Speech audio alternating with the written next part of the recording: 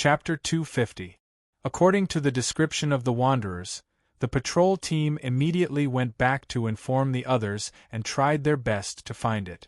Gua Er and the others might have encountered that kind of insect. The wanderers who were not seriously injured also helped to find it at the border. They couldn't enter the tribe, but they could still move around the border and help the old he. Since the faint totem patterns appeared on their bodies gradually became stronger. Especially a few days ago, they felt particularly carefree that night, which even made them have the illusion that they were real totem warriors. Because their bodies became stronger, they could walk all the way here, and so many people survived. In the scuffle over the mountains, some people wanted to kill them, but they were all killed by their joint efforts. Although they were inevitably injured, they also lost some people. When the Fong tribe was panicked because of the news brought by the wanderers, the 3 people who went to find the clues of the lost sheep also got into trouble, as everyone expected. The 3 children were panting heavily as they ran for their lives. Hurry up, it's catching up with us!" Gua Er roared. They now regretted that they didn't inform the others directly at that time. Not long after they left the place where they grazed the sheep, they were attracted by some wool on the ground. After walking for a while, they didn't meet the patrol team, but they found that something was approaching behind them. The uplifted soil on the ground was approaching them quickly. The 3 of them ran and ran. The further they ran, the further they went from the residential area. At first, they were running and shouting, hoping that someone could hear them. They also thought that it would be great if they could meet someone from the patrol team. However, until now, they hadn't seen anyone from the Fong tribe. When they came to themselves, they found that the surrounding area was empty. Although they were still in the territory of the Fong tribe, they were close to the border, so few people came here. The pursuer behind them seemed to deliberately avoid the patrol team's active place, and had been chasing them here. The 3 had little strength to shout again, so they just ran. Thinking of what he had said before, "If you find the animal thief, kill it." But now Gua Er knew how wrong he was. "Run that way, don't run out of the tribe." Gua Er led the 2 to turn around, but soon, they found that they were still too naive. Another brown-red insect drilled out of the ground and blocked their way. The worm was wider than the 3 of them put together. The part of the worm that came out of the ground was longer than the length of 3 horses. Its small and sharp head had 2 chelicerae that opened and closed. Its 2 front legs were like 2 long and soft sickles, swinging agilely. One could feel the aura of death coming from it. "Ah!" Doya screamed, her voice a little hoarse. She shouted, hoping that the patrols around them would come and save them. However, no one appeared in the direction of the tribe. On the other side of the border, there were small hills. That was the boundary. After crossing those hills, they would be out of the Fong tribe's territory. Growing up, they had never left the territory of the tribe. The adults had warned them since they were young that they were only safe in the tribe. If they left the tribe, they would be persecuted by other tribes. But now they had no choice. Gua Er gritted his teeth, turned around and shouted towards the direction far away from the tribe, "Run!" Doya and Anai followed him closely. When Gua Er was running, he thought of what his parents had taught him when he was a child. If you met a beast with a sheep and couldn't beat it, you should give up the sheep and throw it to the beast. If the beast had the sheep, it wouldn't chase you for the time being, and you would have a chance to escape. At this moment, there were 2 insects chasing them. There were 3 of them. Doya was a member of the Fong tribe like him. Only Anai was a wanderer. In many people's minds, wanderers were the sheep that was abandoned after encountering danger. However, Gua Er remembered that 2 years ago, the man who carved the wood for him said that the promise couldn't be taken back. Gua Er had promised to help take care of Anai. If there was a second wanderer, Gua Er would not hesitate to kick him to the pursuers behind him. However, since he had promised, he couldn't give up this sheep. Their ancestors were watching over the grassland. People of the Fong tribe couldn't break their promise. He was about to awaken his totem power. Yesterday, he told his father that he would become the bravest warrior of the Feng tribe and a famous warrior on the grassland in the future. However, he might not be able to wait until that day.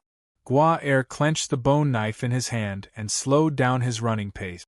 He pulled out the knife and turned around to look at the two reddish-brown insects behind and on the side. "You run quickly. I'll hold them off." Before he finished the word, "hold them off," Gua-er's eyes reflected the insect shadow that rushed over quickly. The two open chelicerae were like clamps that could clamp people directly. Gua-er could even smell the bloody smell from the insect's mouth and see the wool on the insect's chelicerae. This was the thief who stole his cattle and sheep. "Ah!" Gua-er screamed and waved the knife with his eyes closed. Puff! The sound of flesh being pierced sounded. Before that, Gua-er seemed to have heard the whistling sound like an arrow piercing through the air. Gua-er's hand holding the knife was still trembling, his legs were a little weak and his throat still uttered sounds. However, when he felt that he didn't cut anything, Gua-er stopped roaring and opened his eyes a little bit. The next moment, he was shocked to see that the reddish-brown insect that rushed over was pierced by a spear near its head. The insect was still moving, but two more spears flew over in a vertical arrangement and pierced through the insect that stood up because of the pain. The strong impact made the insect fall back. Some very fine scales on the insect's body splashed out along with the brown blood, splashing on the surrounding ground, and some splashing on Gua-er's body. A gust of wind seemed to blow by. Gua-er only caught a glimpse of a gray shadow. Then, the bigger insect that chased from the side was dragged away by force. Yes, dragged away. A wolf taller than the tallest warrior in the tribe dodged the two soft sickles thrown by the insect, bit the insect's body and dragged it out of the soil completely with brute force. After dragging the insect for a distance, the wolf stepped on the insect's body with its claws and tore the whole insect directly. It was like the omnipotent alpha wolves in the stories. The brown liquid spurted out from the insect flowed all over the ground, giving out a smell like rotten leaves. One of the insects that chased them just now was pierced through and made a dying struggle. The other one was violently torn off and couldn't be more dead. There were footsteps and voices behind him. Gua-er looked away from the wolf with difficulty and looked behind him. Anai and Doya didn't run. After he stopped, they also stopped 2 steps away. Further away, a group of people ran over from the low hill. Gua-er only knew one, Xiao Xian, who carved wood for him. Chapter 251. The 3 children's faces still showed the relief after the crisis, as well as the fear that had not completely disappeared. 2 years had passed, but Anai still remembered Xiao Xian. Therefore, after seeing Xiao Xian, Anai was relieved and couldn't help showing joy on his face. His grandfather had said that Xiao Xian was from the same tribe as them. Lang Jie and the others went over to look at the worm that was still struggling. They had never seen this kind of strange worm. Perhaps they only lived on the grassland. "Anai, why are you here?" Xiao Xian came over and asked. If they hadn't arrived in time, the situation would have been terrible if they had been late. Anai briefly told them what had happened. "It should be these worms that stole it. I heard that there was a tribal war on the other side of the mountain. Recently, there have been more and more beasts around here. These worms may have come from the mountain." Anai told them his guess. "Well, it should be them. Where is your grandfather?" Xiao Xian asked again. "Grandfather is waiting for Uncle Kuan and the others. He has been waiting for more than 10 days. Anai said. Xiao Xian had a general idea in his mind. Just at this time, he heard the sound of hoof. "The people of the Feng tribe are here," Xiao Xian said. Hearing Xiao Xian's words, Doya and Gua-er also looked around. Doya was still vigilant just now. Even if these people had saved them, she was still vigilant against outsiders. Seeing that Anai and Gua-er were familiar with them, her vigilance faded a little, but she still carefully looked at these outsiders whom she had never seen before. These people looked difficult to deal with, and would not lose to the warriors of the patrol team in the tribe. Seeing the patrol team appear from the mound, Gua and Doya immediately shouted with joy. The team of the Feng tribe was led by Yi Bei, the leader of the patrol team. Xiao Xian had seen him before. Gua father was also among them, and his face was full of sweat. Seeing that the two children were fine, the weight on the hearts of the patrol team was lifted. However, the appearance of these people made them vigilant again. Not to mention, there was an unusual wolf beside him. Those who had hunted wolves before could tell that this wolf was different from the ones they had killed before. Against such a wolf, unless it was the leader, it would be very difficult to win. It was on a completely different level from the wild wolves in the forest. After Gua father arrived on a horse, he checked to make sure that Gua was not injured, and then he paid attention to these strangers.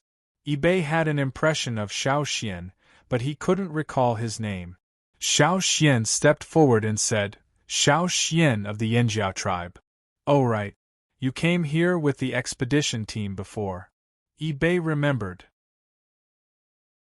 Hearing the name, Xiao Xian, Gua father also knew that this was the carver of the wolf wood carving. He looked at the wolf next to him and compared it with his own wood carving. It was really similar. That was how the wood carving was done back then, right? After briefly introducing Mai and the others, Xiao Xian told them the purpose of their visit. "We came to pick up people and see if we can trade some healthy livestock cubs." Yi Bei looked at the group behind Xiao Xian. All of them had a kind of fierce fighting spirit. Although they were not aggressive, they could not be ignored. If they met such a team at ordinary times, the people of the Feng tribe would immediately sound the alarm. But these people had just saved the children of their tribe, and one of them knew them. Yi Bei noticed that the patrol team kept glancing at the wolf after they came over. He was also shocked. He had never seen such a wolf on the grassland. Maybe some tribes in the grassland had wolves of such size, like the ferocious beasts in the Hui tribe. But after all, there were very few tribes like that on the grassland. They were all famous big tribes, not inferior to those in the central region. But in front of him, they were from the unknown Yanjiao tribe. No matter what he thought, since the other party was not malicious or aggressive, and their words showed that they wanted to make a deal, Yi Bei showed a warm attitude. Letting people take the two dead insects, Yi Bei took Xiao Xian and the others to the tribe. At that time, Xiao Xian was with the traveling team. He was not from the Pu tribe, so naturally, he did not get much attention. But this time, they came in a team representing the tribe, a mysterious tribe that could not be underestimated. Yi Bei could not be careless. He also let people go back to report to the shaman and the chief. Xiao Xian and the others did not go directly to the Feng tribe, but went to the place where Old He and the others were. The wanderers who went out to help find Anai had received the news and rushed back. Old He was also told that Anai was fine. When he was thinking about whether to go back to see his grandson, he saw a group of people coming. Xiao Xian? Old He saw Xiao Xian and his grandson Anai, who was beside Xiao Xian. Hearing the name, Xiao Xian, the people who were sitting on the grass immediately stood up and stretched their necks to look over. They heard from Old He that the totem warrior who appeared in the tribe 2 years ago was called Xiao Xian. So, the people from the tribe came? Thinking of this, the wanderers were excited. Even those whose legs were injured asked their companions to help them up and looked at the group of people coming over. They had never seen them before, but they felt familiar. They were indeed from the tribe. Yes, are they from the Yanjiao tribe? They are from our tribe. Someone corrected. They are really from the tribe. They must be totem warriors. The grassland tribes treated totem warriors differently from wanderers. They could see the cautious attitude of the patrolling members of the Feng tribe, so they must be totem warriors, not wanderers like them. Look, there are wolves. What a big wolf! Is it domesticated? Old He was so excited that he stepped forward to greet them. Grandpa! Anai rushed to the old man and told him what had happened before. Looking at his grandson who was safe and sound, old he looked at Xiao Xian and the others and thanked them again and again. Long time no see, old he. Xiao Xian said with a smile. Looking away from old he, Xiao Xian looked at a young man who was coming over. The person's face was filled with excitement and nervousness. He had a square face, and because he often worked outside, his whole body was tanned. His palms were rough, and there were many wounds and scars on his body. Some were new and some were old. Under the animal skin clothes with several holes, there were traces of grass ropes on his shoulders. Because of the hard life, he was not very strong compared to the other warriors of the Yanjiao tribe, but he had a strong spirit. Probably because he had not had a good rest for many days, he looked a little tired, but he looked at the warriors of the Yanjiao tribe with burning eyes. His name is Kuan Tuesday. He was going to take us back. Old he introduced him. Xiao Xian nodded and stepped back. He pointed to my next to him and introduced him to the wanderers. This is the leader of our team, Senior Totem Warrior, Mai. Xiao Xian deliberately mentioned Senior Totem Warrior, to make the wanderers feel more at ease, and also to let Mai know his existence here. If these people awakened their totem power in the future, Mai could take them as his subordinate. For the wanderers, totem warriors were rare, let alone senior totem warriors.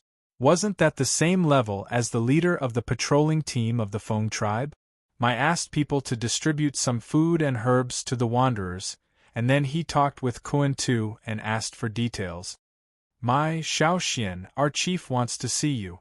Ibei came and said. Xiao Xian looked at the wanderers. Ibei saw it and smiled. They are coming too.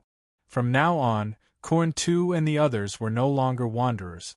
Since they were no longer wanderers, their attitude was naturally different. It was different to have the support of the tribe. The wanderers were so excited that they could not calm down for a long time.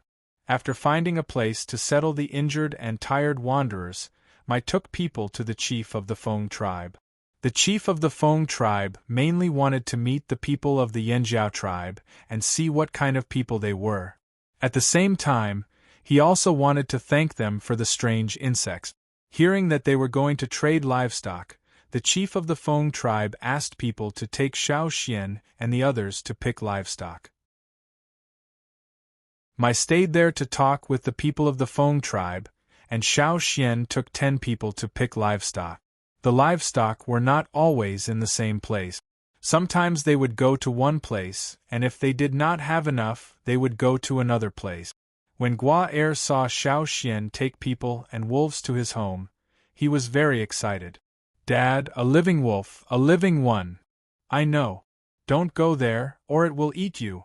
Gua Er's father went over to help Xiao Xian pick the livestock, but Gua Er didn't dare to approach, so he could only stand not far away and watch. He had already forgotten the panic of encountering the strange insects before, and now he had time to stare at Caesar. Not only Gua Er, but also many people around, no matter adults or children, especially those who were close to Gua Er. They had also seen Gua Er's wood carving. Gua Er had taken it out and compared it with them.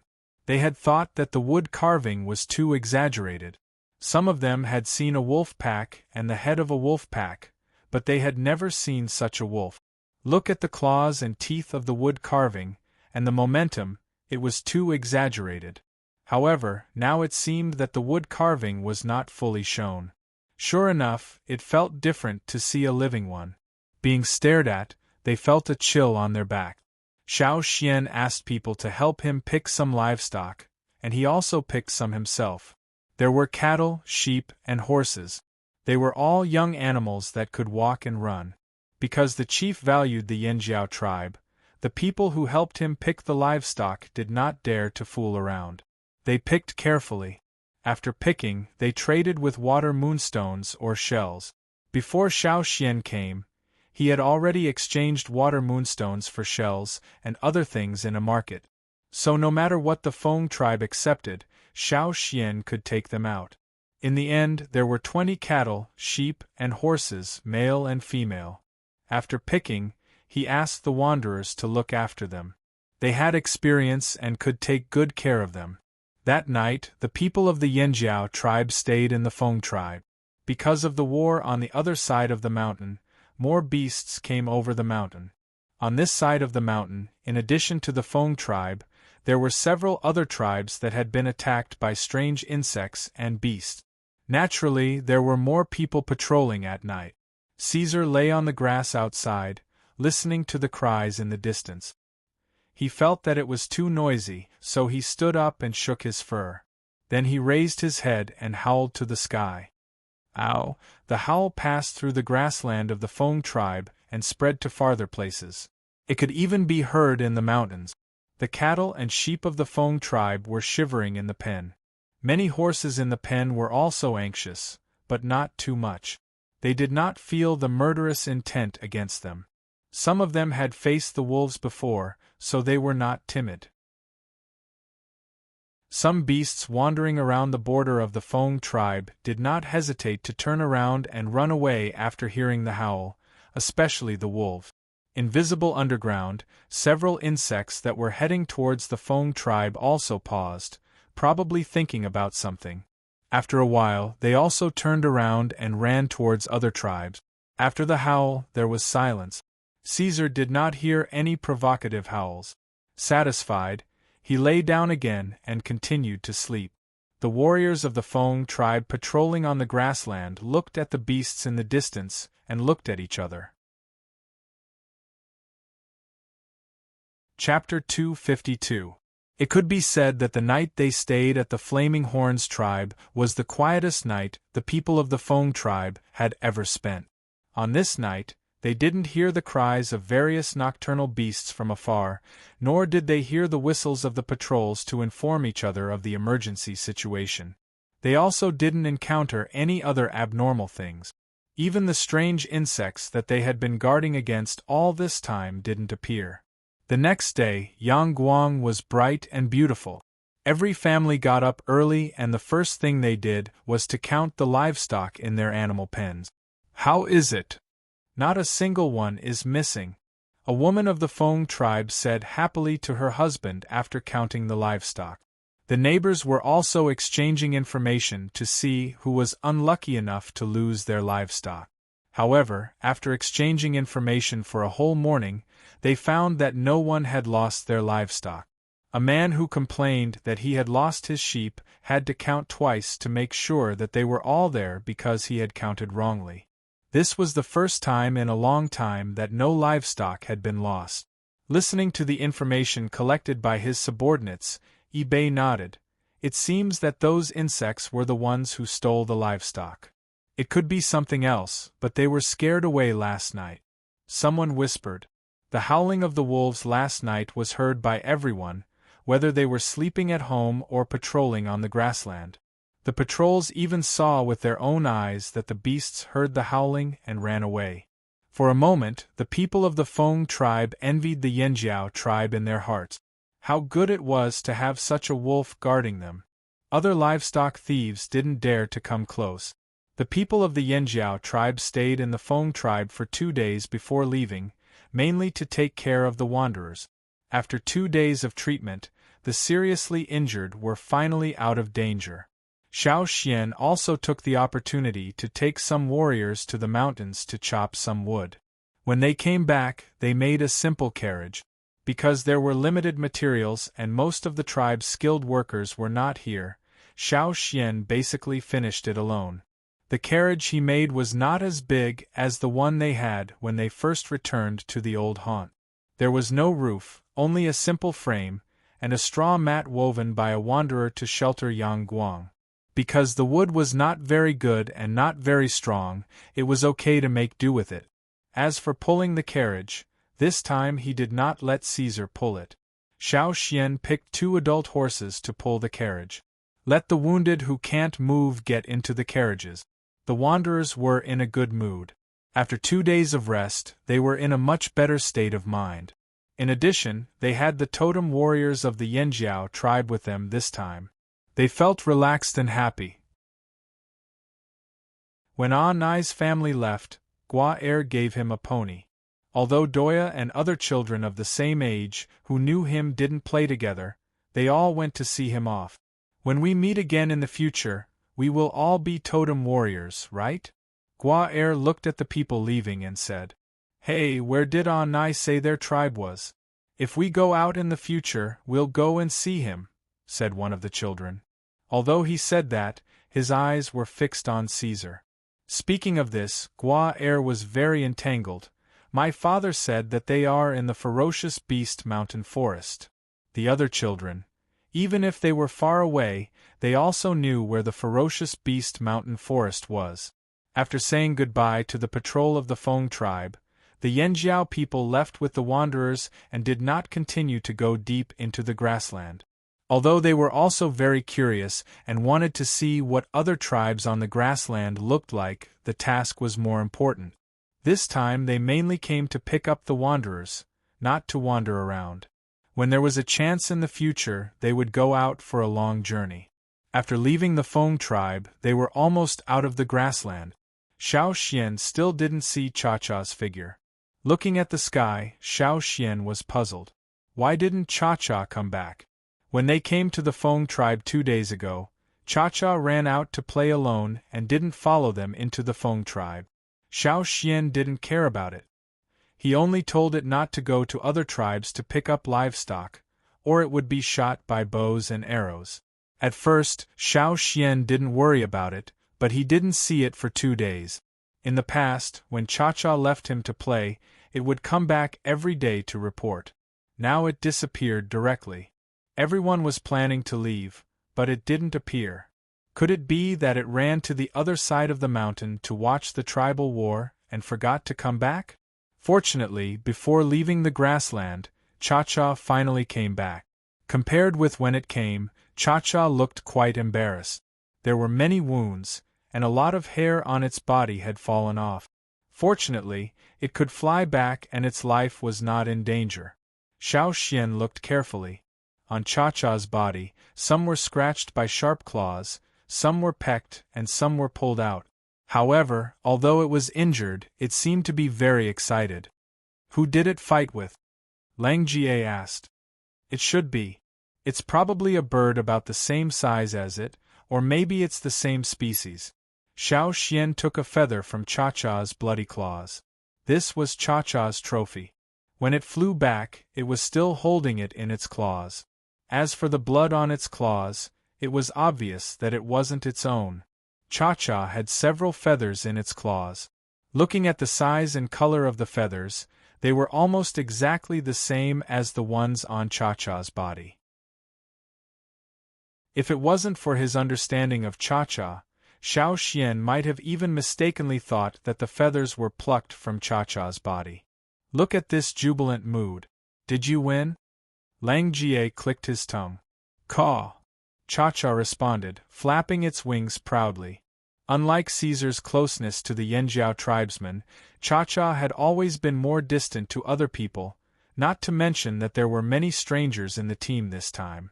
After Xiao Xian applied medicine to it, it flew back to the sky and followed the team. This time, it didn't run around randomly. Xiao Xian helped to collect the feathers as trophies. When they returned, he would let Old Ku keep them. Every time Cha-Cha brought back trophies, Old Ku would always keep some for it. The wanderers were very curious about the 2 ferocious beasts in the team.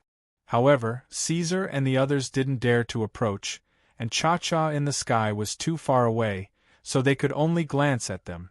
They didn't expect that there would be ferocious beasts in the Yanjiao tribe.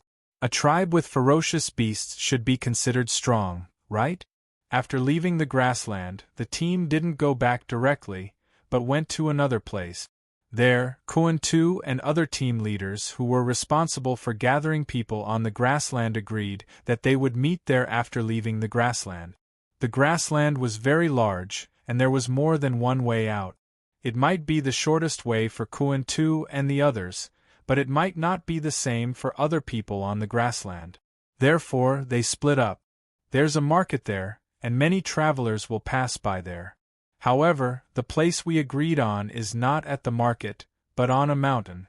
It's just close to the market. We'll use the whistle to contact each other. Koan-Tu told Mai about their arrangement. In order to return to the old haunt and the tribe, they had paid a lot. The Wanderers had always been a weak group. Even if they contacted each other, some people would die because of it. After 2 days of getting along, Mai had a preliminary understanding of Koan-Tu's day.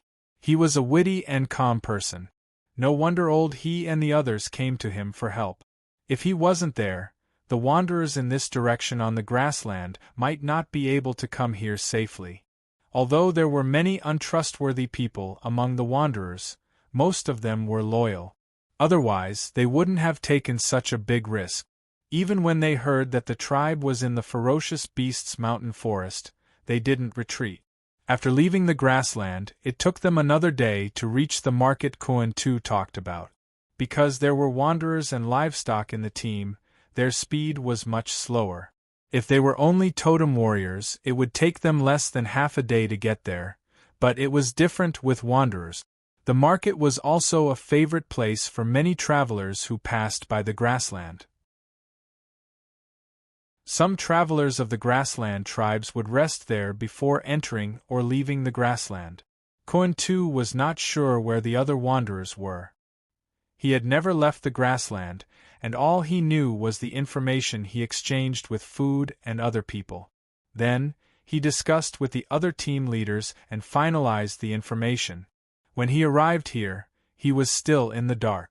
Even if he looked at the map, it was difficult to pinpoint the exact location, not to mention that they didn't have a map at that time. Koan-Tu blew the wooden whistle according to the rhythm as agreed, but there was no response. "Haven't they come yet?" someone said. "No, we are late for a few days because of the tribal war. But the others, some of them are closer than us. Did they also encounter the tribal war?" Even if they did, not every team would encounter it. The grassland doesn't fight every day.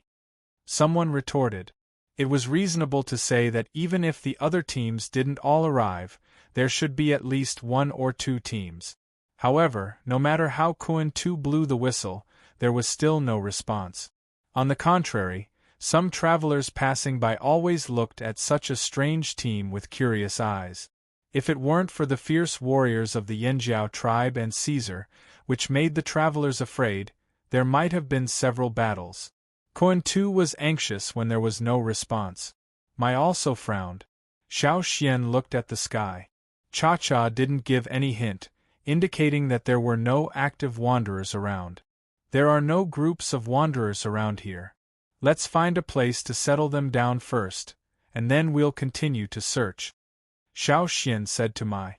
It was not good to run around with so many wanderers and livestock. After searching the surrounding mountains and settling the wanderers and livestock, Xiao Xian, Mai, and more than 20 warriors left with Koan-Tu to continue the search.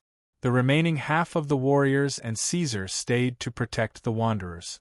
They looked around with Koan-Tu and even scattered to search, but still didn't see any groups of wanderers. Koan-Tu's whistle was different from the one used by Xiao Xian. Mai was worried that even if others heard their whistle, as long as it was not the same as Koan-Tu's whistle, they would not respond. He could only take Koan-Tu wherever he went. After searching the mountains near the market, they didn't find anyone. Xiao Xian proposed to go to the market to inquire. After all, there were so many wanderers coming and going. It was okay to hide their whereabouts, but if they were seen, they should be able to get some information. Mai agreed. Anyway, there was no better way now, so he followed Xiao Xian's suggestion.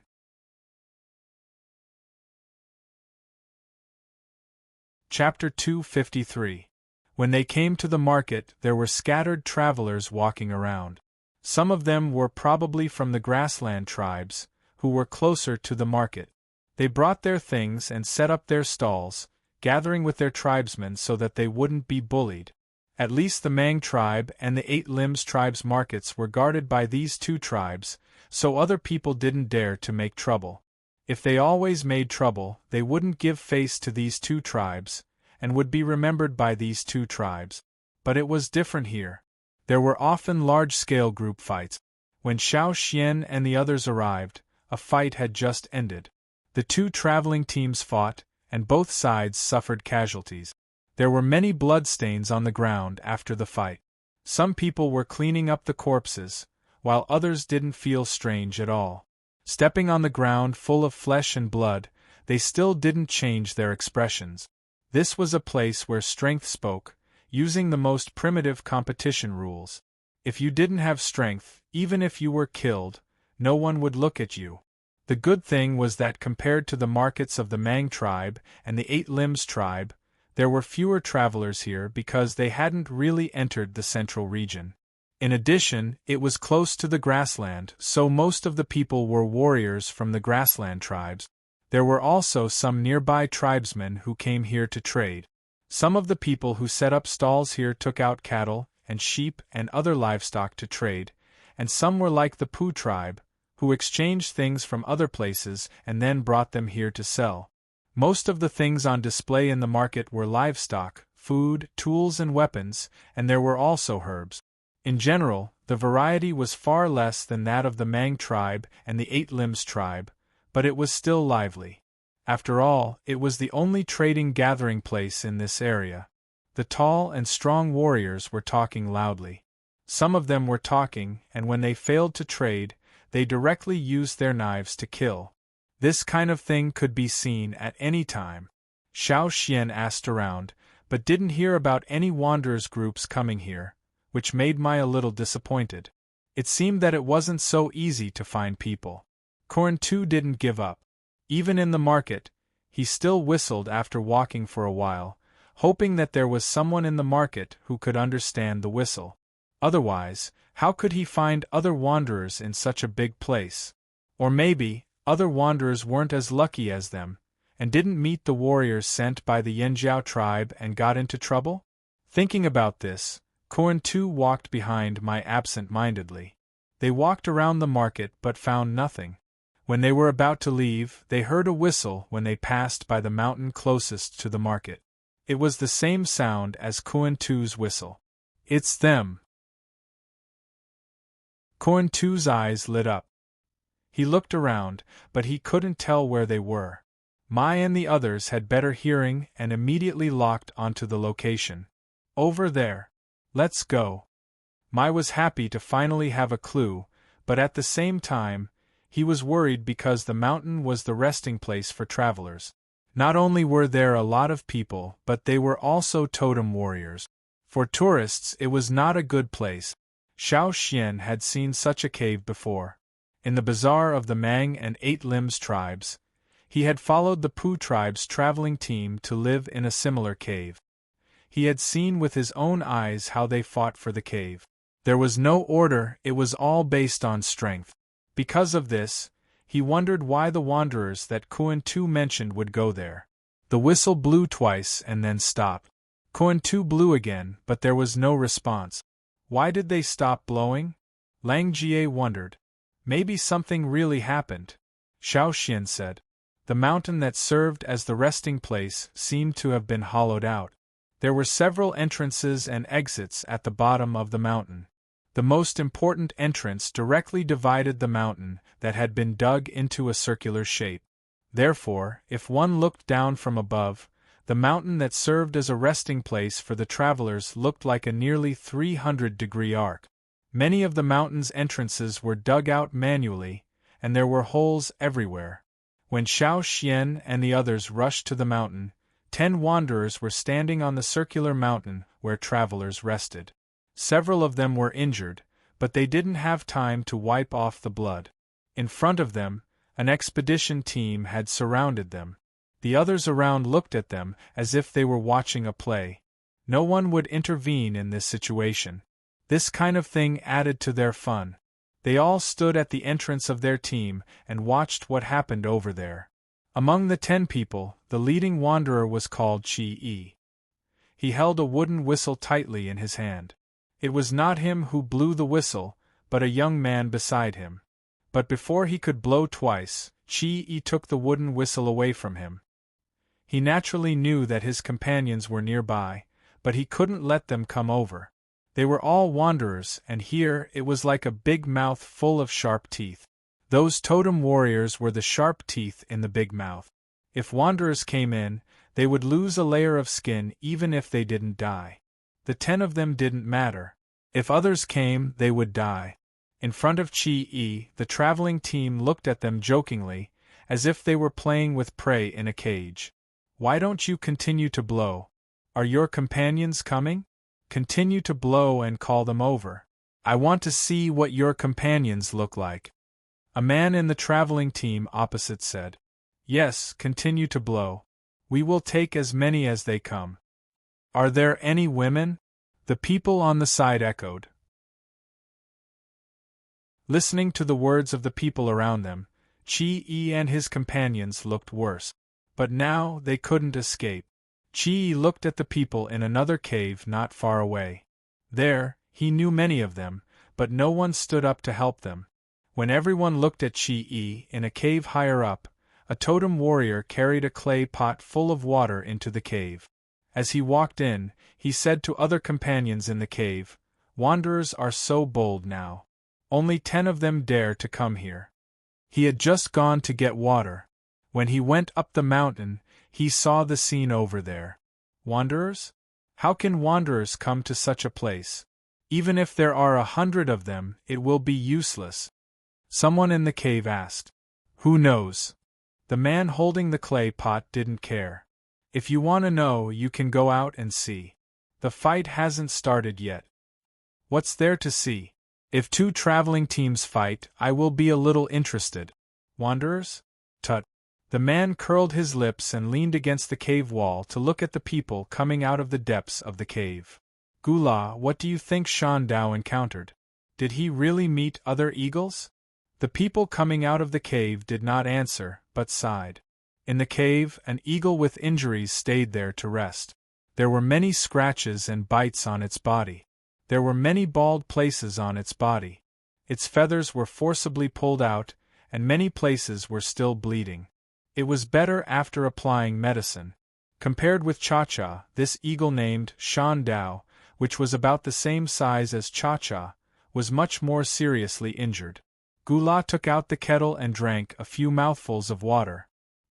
He recalled the situation when he saw Shan Dao come back this morning. They thought that Shan Dao would not meet a strong enemy in the air. With Shan Dao's size and strength, it would be good if he didn't kill other birds. The probability of encountering a strong enemy was too small, so they didn't worry much. Unexpectedly, when they saw him come back, they were all dumbfounded. At that time, Shan Dao's feathers were stained with blood. Some of the feathers on his body were upside down, so he flew unsteadily. When he came back, he fell to the ground and screamed unwillingly. After some medicine, he calmed down. Now he was sleeping. Otherwise, if he woke up, he would probably continue to struggle and fly out to fight. What happened to him? Why was he injured like this? Gula didn't know.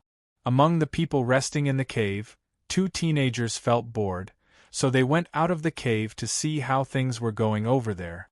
Turned out to be the people of the Dishan tribe. They can only bully some weak people.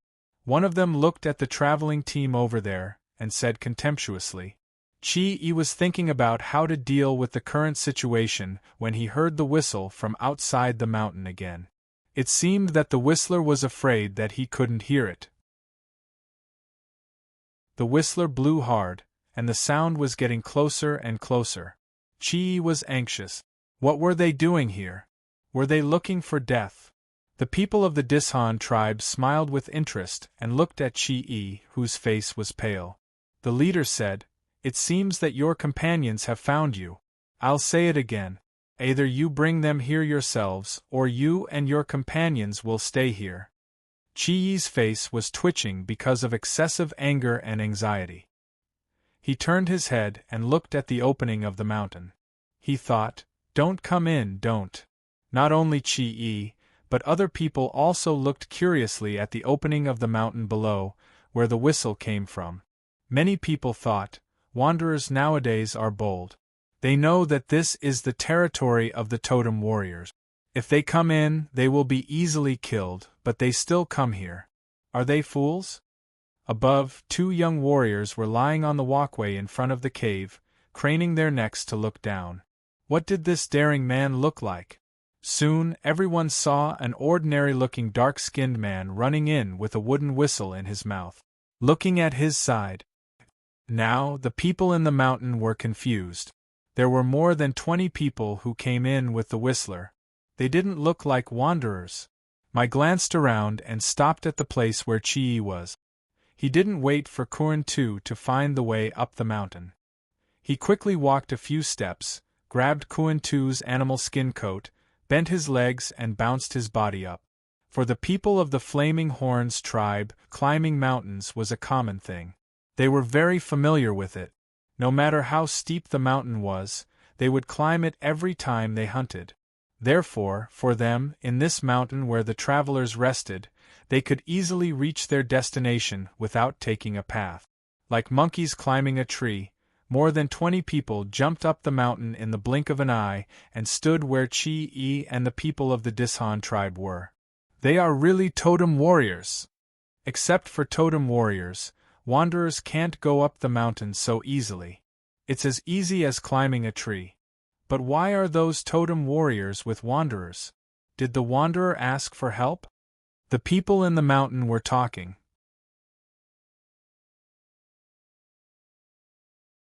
Chapter 254. More than 20 people directly climbed up from the foot of the mountain, almost vertically. In less than a breath, they all stood in front of the Dishan tribe. Seeing this scene, people could not help but wonder which tribe they were from. Seeing Kuan-tu, who was easily lifted up, Chi was a little confused. He knew Kuan-tu, but who were these people? However, feeling the familiar breath of these more than 20 people, Chi thought of a possibility. His heart suddenly jumped, and he even forgot to breathe. Seeing that Chi was silent, Kuan-tu stepped forward and asked, "What happened?" Thinking of Mai and the others, Kuan-tu quickly introduced, "These are the people from the tribe who came to pick us up. Mai is a senior totem warrior. And Uncle Wei is also a senior totem warrior. Wei was originally the vice-captain of Ta's advance group, and he was also one of the few people who were sent out this time. Knowing that Xiao Xian was going to pick up wanderers and livestock, Ao let Wei go with him. In terms of seniority, Wei had a higher status than Mai, but most of the people in this team were Mai's subordinate. Wei did not want to seize power. The chief said that he was only responsible for assisting this time. Hearing that there were 2 senior totem warriors, Chi and the others were excited, and they suddenly felt confident. Therefore, only those who had a tribe could have a backer. Chi was so excited that he did not know what to say, but the young man beside him was quick to talk. After knowing Mai's identity, he simply told the whole story. When Chi and the others arrived at the appointed place, they found that there were many travelers there, so they wanted to stay a little farther away to avoid conflicts with those traveling teams. Unexpectedly, before they left, they were stopped by 8 people of the Dishan tribe. They took a fancy to several young women in the team and wanted to rob them. Of course, Chi and the others did not want to. Fortunately, the 8 people were only junior totem warriors, and Chi had more people. Because of the rekindling of the fire in the old land, they got some strength and worked together to drive the 8 people away. However, some people in the team were seriously injured because of this, and 2 of them were killed on the spot. Chi took the team to a place far away from the market to settle the people in the team. He himself took 10 people out to look for herbs. Otherwise, if they were left alone, the seriously injured would not last more than a few days. While they were looking for herbs, Chi met people from another tribe. Before he left the grassland, he had been living in that tribe. His situation was similar to old He's. Some people in the other team also knew Chi, so they asked Chi to go with them to the cave where they were resting to get the herbs. When they came out, the things were placed in the cave where they were resting. However, when Chi and the others arrived at the mountain, they found that the 8 people who had troubled them before were from the Dishan tribe, and the cave where the Dishan tribe rested was right next to them. It happened to be blocked. The people of the Dishan tribe asked Chi-E to go back and bring the young women in the team here. Otherwise, they would kill all 10 of them. That's right. They just heard the whistle and said that they would kill as many people as they could. The young wanderer next to Chi-E began to complain.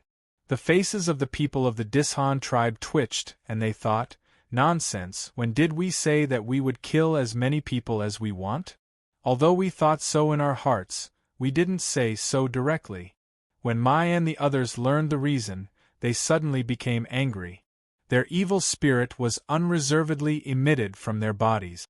They were like ferocious beasts that were ready to pounce on their prey. Pairs of fierce eyes stared at the people of the Dishan tribe. Xiao Xian looked at the team of the Dishan tribe. Actually, he saw a few familiar faces, but these people might not remember him. When he was in the Longboat tribe, Xiao Xian had met this team and killed several of them. It was really a small world. The people around, who had been watching the fun carelessly, suddenly became excited. The Wanderers and the Totem Warriors had upgraded to a contest between the Totem Warriors. It was interesting, but they didn't know which tribe these people were from. Seeing this team of people, the people of the Dishan tribe were stunned. They were secretly surprised. Weren't they Wanderers? How could so many warriors suddenly appear? 2 of them were senior Totem Warriors. Leader. The people of the Dishan tribe looked at the leader of the team and asked what to do next. The leader of the Dishan tribe changed his expression. His eyes stayed on Mai and Wei for a long time. He held the stone knife tightly in his hand and said, "Good. Very good. I didn't expect there to be a tribe. Which tribe are you from?" Mai took a step forward. There was a fist-sized stone under his feet. He didn't avoid it, but directly stepped on it. He said in a low voice, "The Yanjiao tribe." As his voice fell, there was a bang sound under Mai's feet. The stone was broken. Even the walkway outside the cave was shaking, and the people around were shocked. The Yanjiao tribe? They had never heard of it. Some people thought it was familiar, but they couldn't tell too much. In short, in everyone's eyes they couldn't tell why. They were all from small tribes, so they didn't need to care. Seeing that Mai didn't want to retreat, the leader of the Dishan tribe was also angry. So what if the other side had 2 senior totem warriors? They had 3 on their side. Besides, they had more people. How could they be afraid of 20 people with more than 100 people? So you don't want to hand them over? The leader asked. Those who bully my tribe. Mai looked straight at the leader, and his eyes flashed fiercely. Die! So arrogant? Mai's words stunned the people around him. This Yanjiao tribe was really overbearing. They were simply arrogant. Didn't they see the faces of the people of the Dishan tribe turn black? Mai's words were also what the other people of the Yanjiao tribe thought. From the other side of the river, they had worked hard to return to the old haunt. Along the way, they had learned a lot. The face of the tribe naturally had to be protected. Outside, they couldn't retreat when they encountered such things. The courage in their bones didn't allow them to send their tribesmen to the other side's cave. So what if they were from the Dishan tribe? So what if they had more people? They would still do it. In the face of the more aggressive momentum of the 20 people of the Yanjiao tribe, the leader of the traveling team of the Dishan tribe felt a little uneasy. None of these people flinched, and none of them had the intention to retreat. More than 20 forces were almost twisted together, like a fierce flaming broadsword, ready to fight to the death at any time. It was really tricky. It was better to test it out. The leader of the Dishan tribe made a gesture with his hand behind his back. A warrior on the side suddenly took a few steps forward. He didn't face Mai and Wei, but stepped towards Chi-E and the others. So what if I bully you? As he spoke, the man pulled out an arm-long stone knife hanging from his waist. Under Yang Guang's hand, the knife had a luster like the dusk, as if it was going to bring the night. With the sudden outbreak of the totem power, the totem patterns on the man's body appeared. He kicked the ground with one leg, and the tip of the knife was aimed at Chi-E, who was standing behind Xiao Xian. The next moment, Qi Yi's head would be cut off. Seeing that the man suddenly attacked him, Qi Yi felt a strong sense of crisis, and he couldn't help but take a step back. However, Xiao Xian, who was standing in front of him, didn't retreat. At the moment when the man stabbed him, Xiao Xian suddenly swung his arm. The gray shadow of the knife was mixed with a strong murderous aura. It was obviously the color of an ordinary stone, but at this moment it gave people a feeling of extreme coldness. At a faster speed than the man, the knife swept from front to back and passed through the man's body without a trace of stagnation. Where the blade passed, blood splashed out. This knife didn't bring dusk, but eternal night. The blade was stained with the color of blood, shocking the heart and soul. Puff! The man who rushed over was in a daze. His body was broken into two parts. His attack lost its support, and the blade lost its murderous aura. The broken body fell to the ground, raising a cloud of dust, while the other half rushed out of the walkway in front of the cave and fell down the mountain.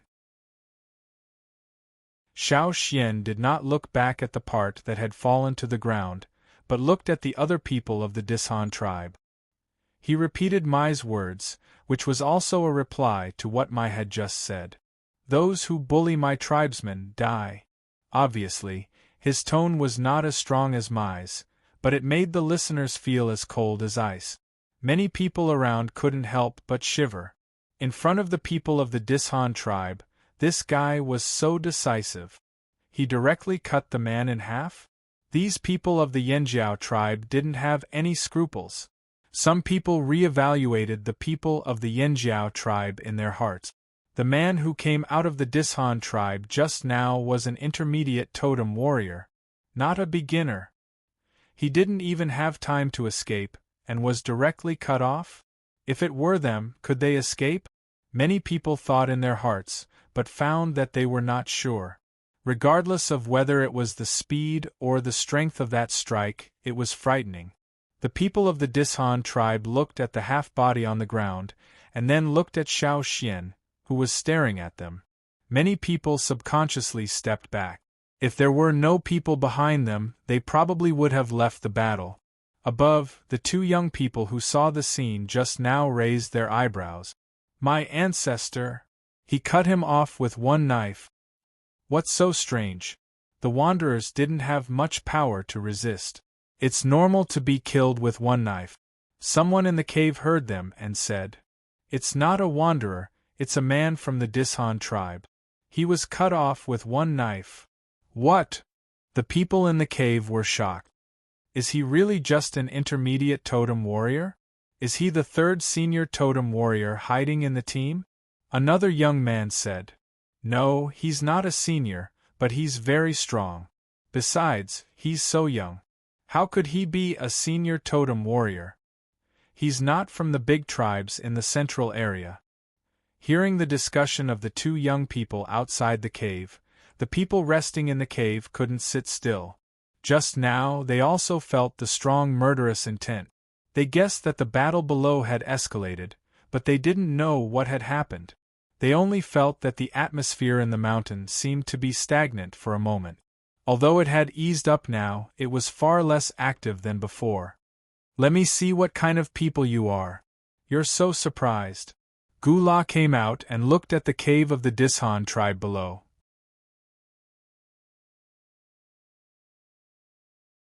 Chapter 255. At this time, in the mountain where travelers could rest, most of the people outside the cave were paying attention to the Dishan tribe's cave. They were curious about the strange tribal warriors and Xiao Xian's attack.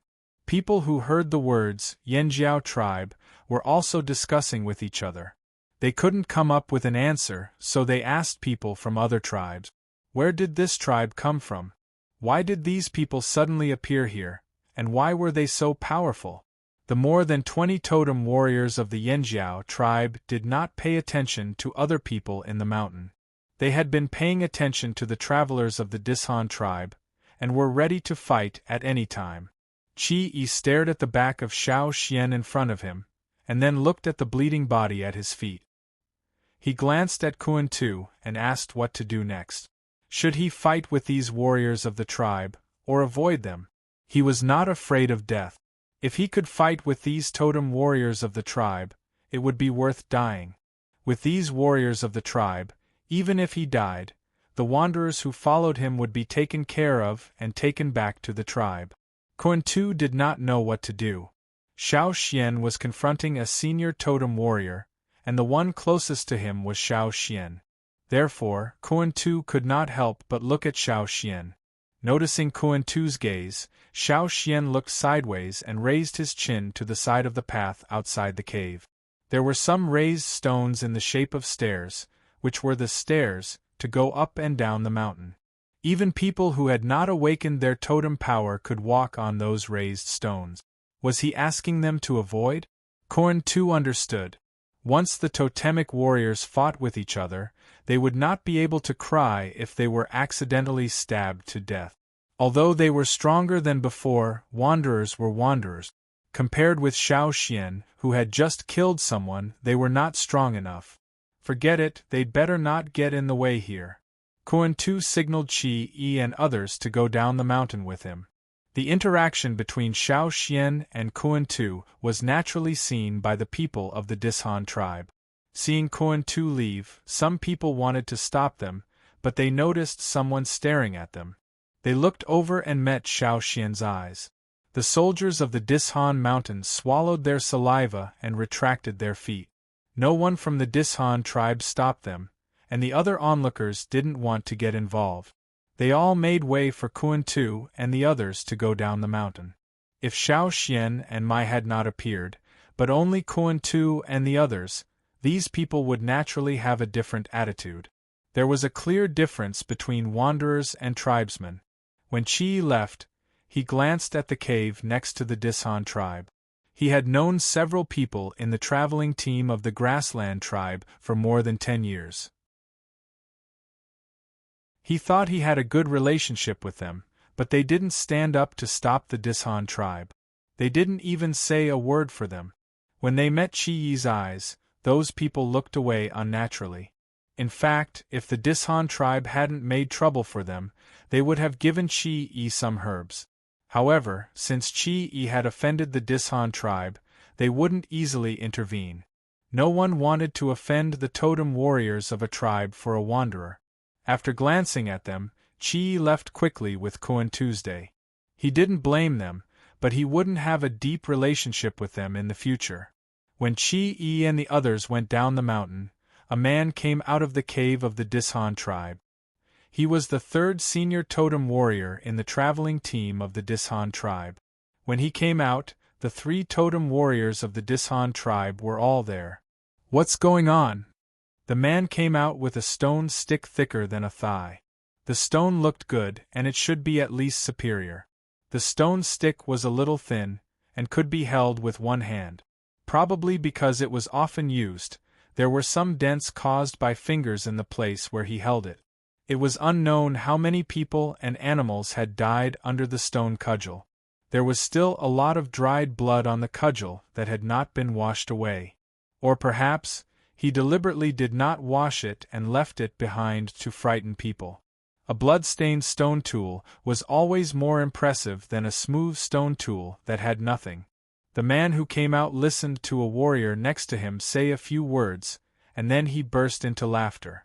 He put the stone stick on the ground and laughed so hard that he couldn't stand up straight. However, the people of the Dishan tribe, who were familiar with his character, trembled in their hearts. The more he laughed, the more murderous he was. With the laughter, the man who held the stone stick quickly gathered murderous intent between his eyebrows, and his face became gloomy and twisted. After laughing, he glanced around like a poisonous snake. He didn't look at the half-body on the ground, but at Xiao Xian. "You're courting death." Ma is right. The leader of the Dishan tribe, who was confronting Mai, said. They really didn't need to be afraid of the boy's knife, and they didn't need to panic when they saw the 2 senior totem warriors. He looked at the wanderers who had gone down the mountain with hatred, and then looked directly at Mai. 2 senior totem warriors, so what? More than 20 people are strong, so what? We have 3 senior totem warriors, many intermediate totem warriors, and many junior totem warriors. If we really launch a group attack, how can these people resist? Since they want to die, let's kill them.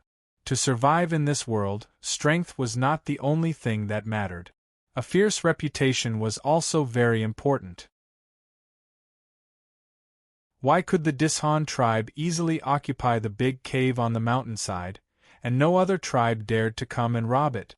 It was because of the fierce reputation of the Dishan tribe. Once a provocator appeared, they would mercilessly kill him, so that others would not dare to resist or provoke them.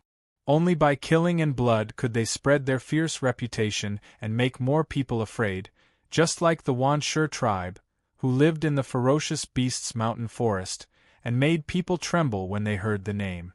Looking at the change of the other side's face, I also understood the other side's choice. Without saying anything, his totem power suddenly soared. Totem lines appeared on his face, neck, and exposed arms.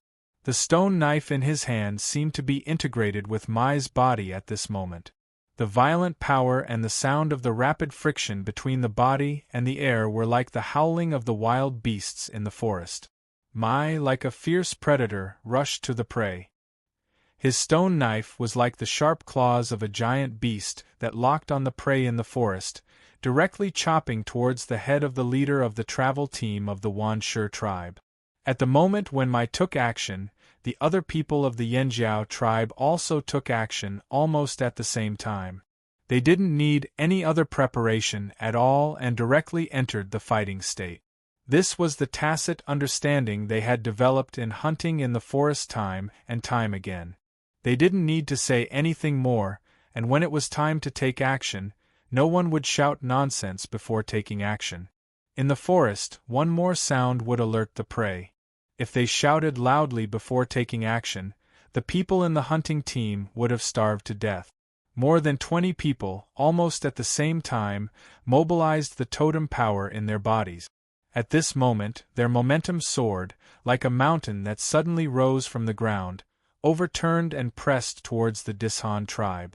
They completely broke the fierce momentum that the Dishan tribe had accumulated because of the arrival of Huma. The people of the Dishan tribe, who were thinking about weighing the pros and cons, didn't react quickly because of this sudden change. Except for the 3 senior totem warriors and some people who were alert and sensitive, the others were slow for a moment. Those who were slow to react had yet to make a move when the sharp saber chi brought about by the stone saber had already arrived. Just the wind brought about by the swing of the saber could make people feel the ferocity of the saber. Chi, more than 10 warriors of the Dishan tribe, who didn't react quickly, were directly chopped. The flashing sharp weapons brought about a bloody aura of slaughter. With the tacit cooperation of more than 20 people, there was no mistake in this sudden attack. Every time it seemed like they did not care about anything, they would always be able to avoid their own people and slash at the enemy. Although there were only more than 20 people, it gave people the feeling that thousands of troops and horses were passing by. Wherever they passed, there were broken limbs and remains, and blood rained in the wind. The wind blew into the mountain, bringing the pungent smell of blood to all parts of the mountain. After seeing this scene, the onlookers, who had been staring at the scene, changed their expressions. Killing happened every day. Here, it was either I kill you or you kill me. Everyone was used to it and was numb to it. However, this was the first time they had seen such a fierce attack. The people of the Dishan tribe were so shocked that their scalps almost jumped up. After they came to themselves, they began to fight back. Mai used almost all his strength in every attack to fight against the leader of the travel team of the Dishan tribe. He still kept the habit of hunting and didn't hide his strength. Facing the leader of the Dishan tribe, he didn't dodge, but directly confronted him in this rude and fierce way. Every step he took was like a giant palm of a heavy fierce beast stepping on the ground. The stones under his feet were certainly broken into pieces, and the stone chips and dust flew everywhere. Boom! The 2 leaders collided. Their strengths met on a narrow path, and neither of them wanted to back down. The moment the ground under their feet collided, the mountain rocks that were originally one piece cracked, and the stones flew out like a blooming stone lotus. On the other side, after the initial shock, Huma was endlessly angry. He didn't expect that the people of the Yanjiao tribe dared to attack him directly. Huma hit the man in front of him with his stick, and rushed to the nearest totem warrior, regardless of his tribesman's life or death. The people who had been around Huma hurriedly scattered and no longer moved forward. If they interfered with Huma's battle, they would be hit by the stick, just like the poor tribesman. Seeing Huma rushing to Lang Jie, Xiao Xian changed his target and rushed there. Lang Jie could deal with other people, but he was at a disadvantage when fighting against Huma. Unexpectedly, there was a sudden attack from the side. Huma had no time to deal with Lang Ga. He raised his stone stick above his head and collided with the knife. At the moment when he blocked the knife momentum, Huma's eyes could not help but change. Because of the collision, a strong impact came from his wrists, arms and shoulders. Even though he was a senior totem warrior, he could not underestimate this power. Looking at the person who made this attack, Huma was surprised again. It was the young man who had killed the intermediate totem warrior in the team with one attack.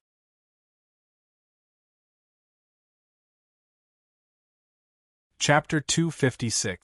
Huma could not help but think. Since Xiao Xian had found him, he naturally would not pay attention to others.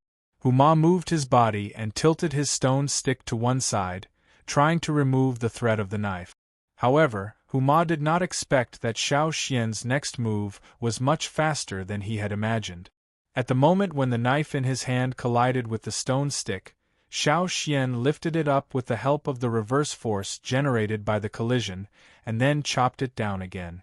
This kind of chopping was similar to chopping ferocious beasts in hunting. However, this was not the end. The third chop, the fourth chop, Xiao Xian chopped one after another.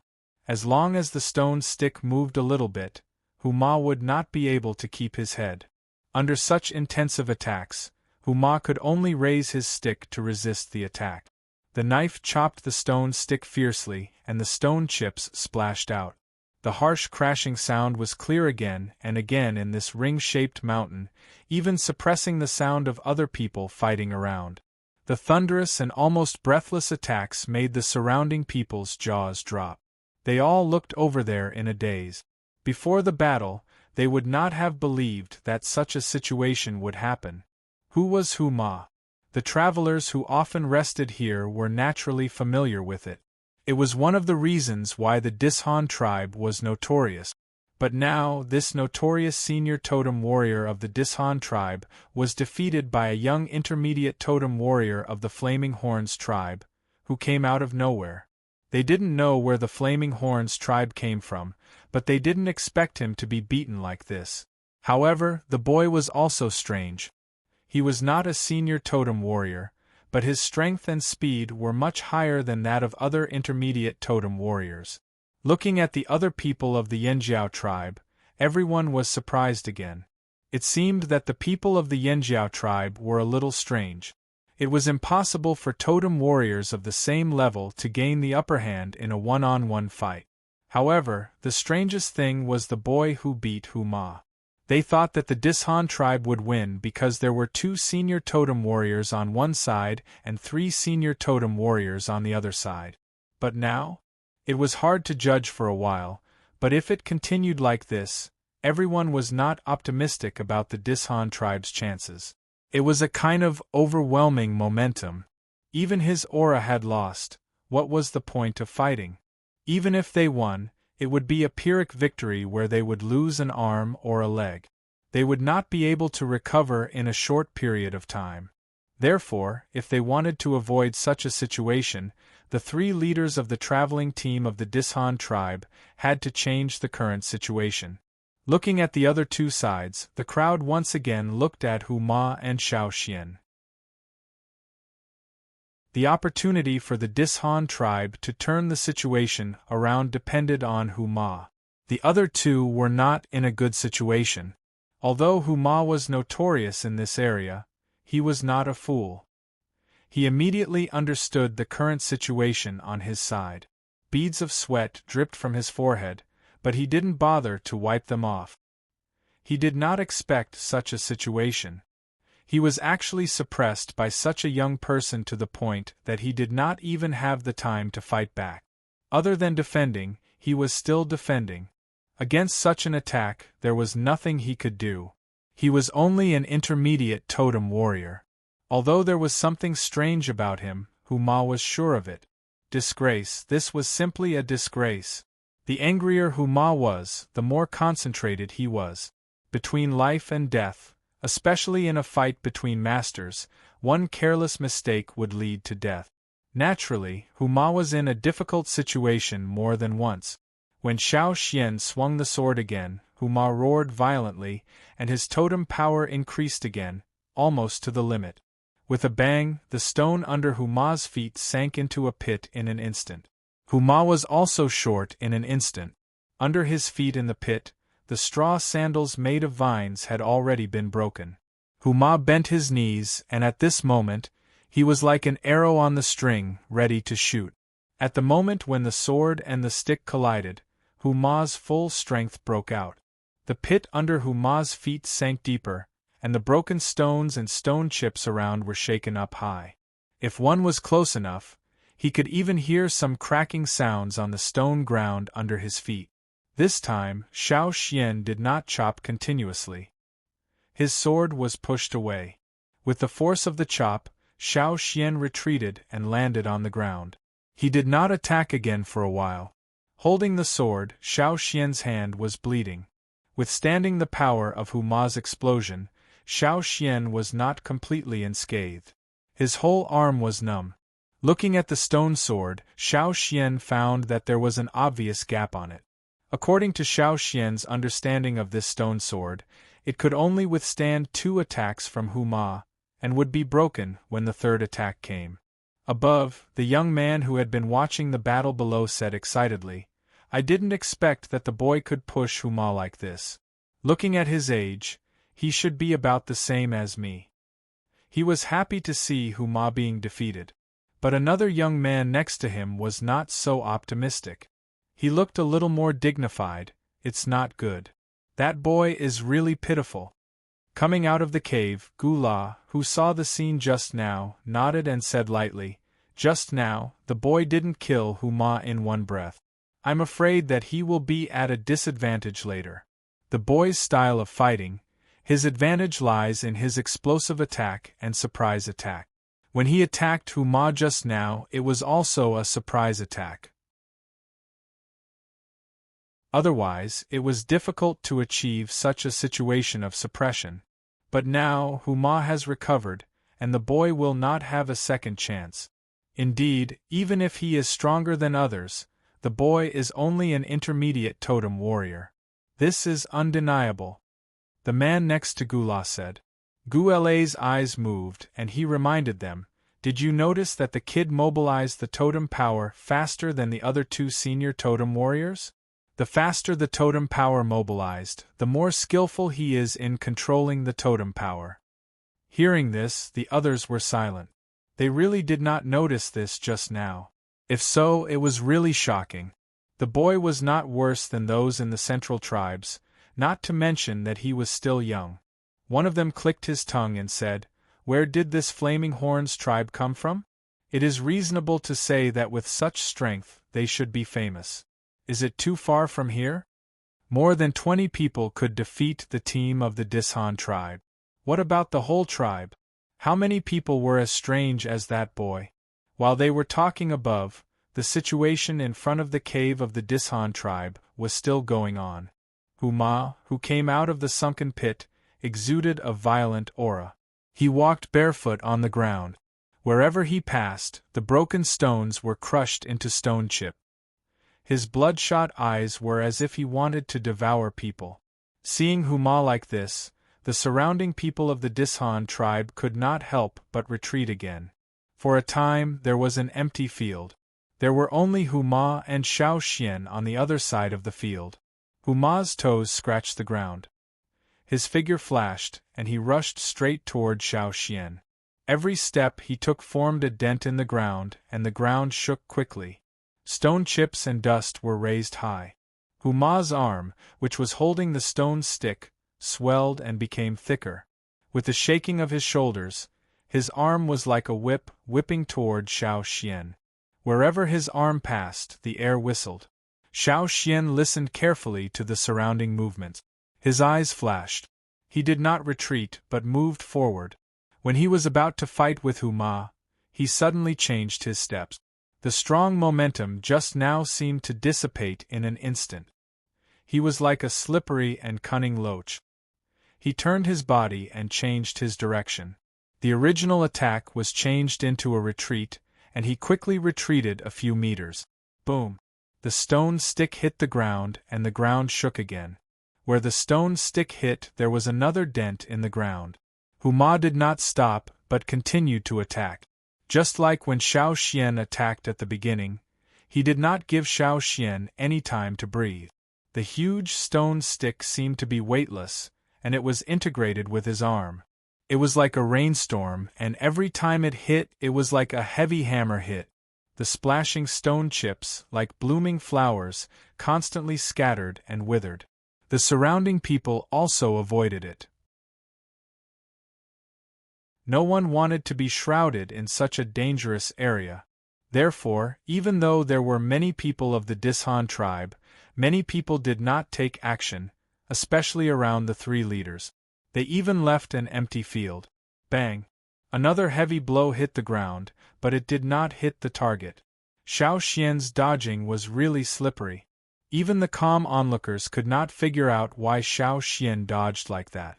Retreat? No. Go in? No. Sometimes that guy even appeared in the previous position. Was that confidence? Or was he looking for death? Above, the people who had been paying attention to the battle looked at Gula. Just now, Gula said that Xiao Xian would definitely be at a disadvantage, but now it seemed that it was not certain who would be at a disadvantage. Gula could not help blushing. He really did not expect that Xiao Xian would suddenly change his style. Well, look, keep watching, Gula said. Huma's stone stick was probably the most seriously damaged in the past year. Even the best stone could not withstand such heavy blows again and again. Crack, crack. The ground under his feet made a cracking sound. Such a sound was not made by one or two stones, but by the whole thing. It was made by the mountain. The people with keen hearing could not help but be stunned. For the travelers who had experienced a lot, such a sound was not strange. The people of the Yanjiao tribe also felt the same. For a moment it seemed that the pause button was suddenly pressed in the field, and the battle stopped. Probably because of the battle just now, a protruding stone was broken. Now, the stone was detached from the mountain, rolling down and hitting the walkway in front of the cave of the Dishan tribe, making a bang. Crack, crack, crack, a clearer sound came again. No one made a move, but the ground under their feet was trembling. The mountain was going to collapse. They did not know whether other places were also collapsing. No matter whether it would collapse now or not, it was better to avoid this place first. Even senior totem warriors could not be intact if they fell or were injured. No one wanted to be injured because of this. People of the Dishan tribe and the Yanjiao tribe had no time to fight. Some of the people of the Dishan tribe went into the cave, and some retreated to both sides of the walkway. Except for Xiao Xian. Just when everyone wanted to avoid, Xiao Xian suddenly stepped on the ground and rushed towards Huma.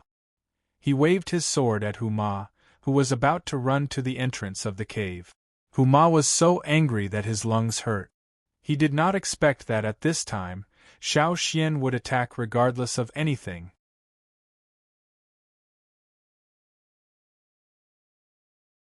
Chapter 257. Seeing that Xiao Xian attacked again, Huma could only raise his stick to block the attack of the knife again. One knife. Two knives. The ground under Huma's feet shook because of the two fierce attacks, and the cracking sound became faster. Just when everyone thought that there would be another intensive attack like the beginning, the third knife came.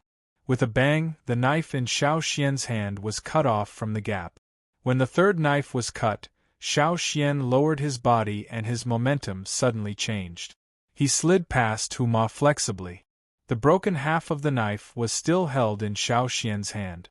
Like a gust of wind, Hu Ma was cut on his waist before he could escape. Hu Ma did not expect such a situation to happen. Fortunately, he reacted quickly and slightly avoided it. Xiao Xian only had half of the knife in his hand. If the knife was intact, Hu Ma would probably be cut in two like the man who was cut in two at the beginning. Although the wound was not fatal, it was not small. Cold sweat dripped down. Hu Ma was really frightened by this knife. Feeling the vibration of the mountain under his feet, Hu Ma did not care about anything else. He did not even cover his wound, and ran quickly to the cave with his stick. At this time, Kuan Tu and others who had already gone down the mountain looked up anxiously. After all, they were not real totem warriors. Their eyesight was limited, so they could not see the scene above clearly. They could only guess the situation above from the discussions of the travelers around them. Like others, they were not optimistic about the 20 people of Yanjiao, especially the senior totem warriors. In such a battle, one more master meant one more guarantee of victory. No matter what, Kuan Tu and Qi Yi felt that Yanjiao was at a disadvantage. However, judging from the discussions they heard, the situation above was really different from what they imagined. Kuan Tu, I can't see clearly. Tell me, who is fighting with Hu Ma? After living on the grassland for a long time, Qi Yi naturally heard of the Dishan tribe, which had a bad reputation. He also heard the name of Hu Ma. However, Qi Yi really couldn't think of anyone who could fight against Hu Ma and not fall into a disadvantageous position. He even slashed Hu Ma. Kuan Tu couldn't see clearly either. He thought hard about the 20 or so people who came with him. Among them, there was only one person who agreed with the discussion of the travelers. Are you Xiao Xian? It should be him. Apart from him, I can't think of anyone else who is the youngest intermediate totem warrior who uses a stone knife. But Hu Ma is a senior totem warrior, one of the top 3 in the traveling team of the Dishan tribe. Qi Yi couldn't believe it. Kuan Tu raised his eyes. Did you see when Xiao Xian cut the intermediate totem warrior in half? Qi Yi fell silent. That saber strike had indeed given Qi Yi quite a shock. Crack, crack, crack, crack. Above them, the sound of the mountain collapsing became clearer. All the people under the cave of the Dishan tribe hurriedly avoided it.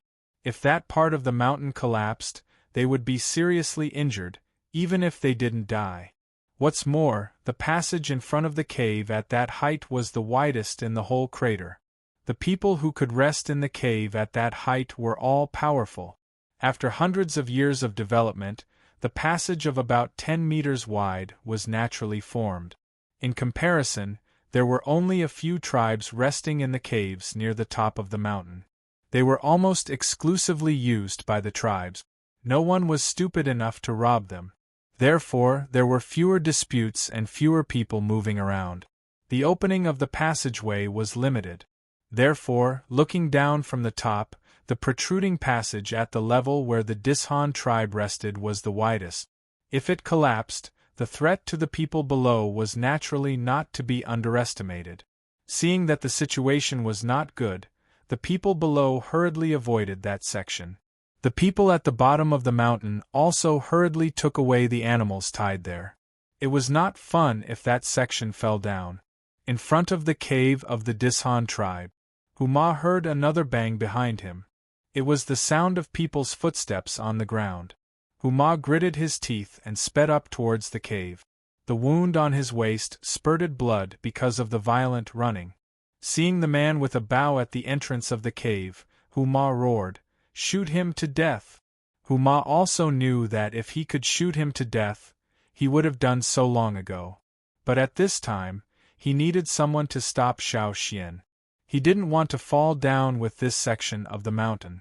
The archers in the cave reacted quickly. They pulled their bows and shot at Xiao Xian.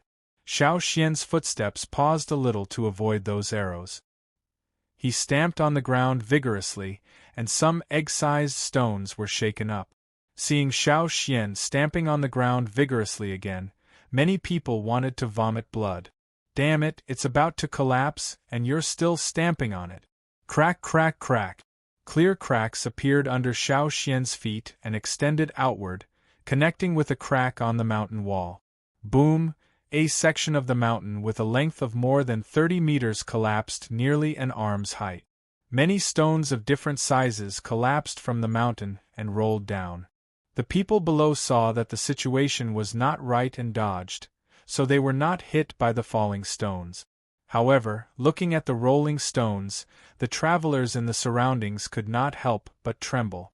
No matter which side they were from, no matter where they came from, the travelers were all frightened by this sudden change.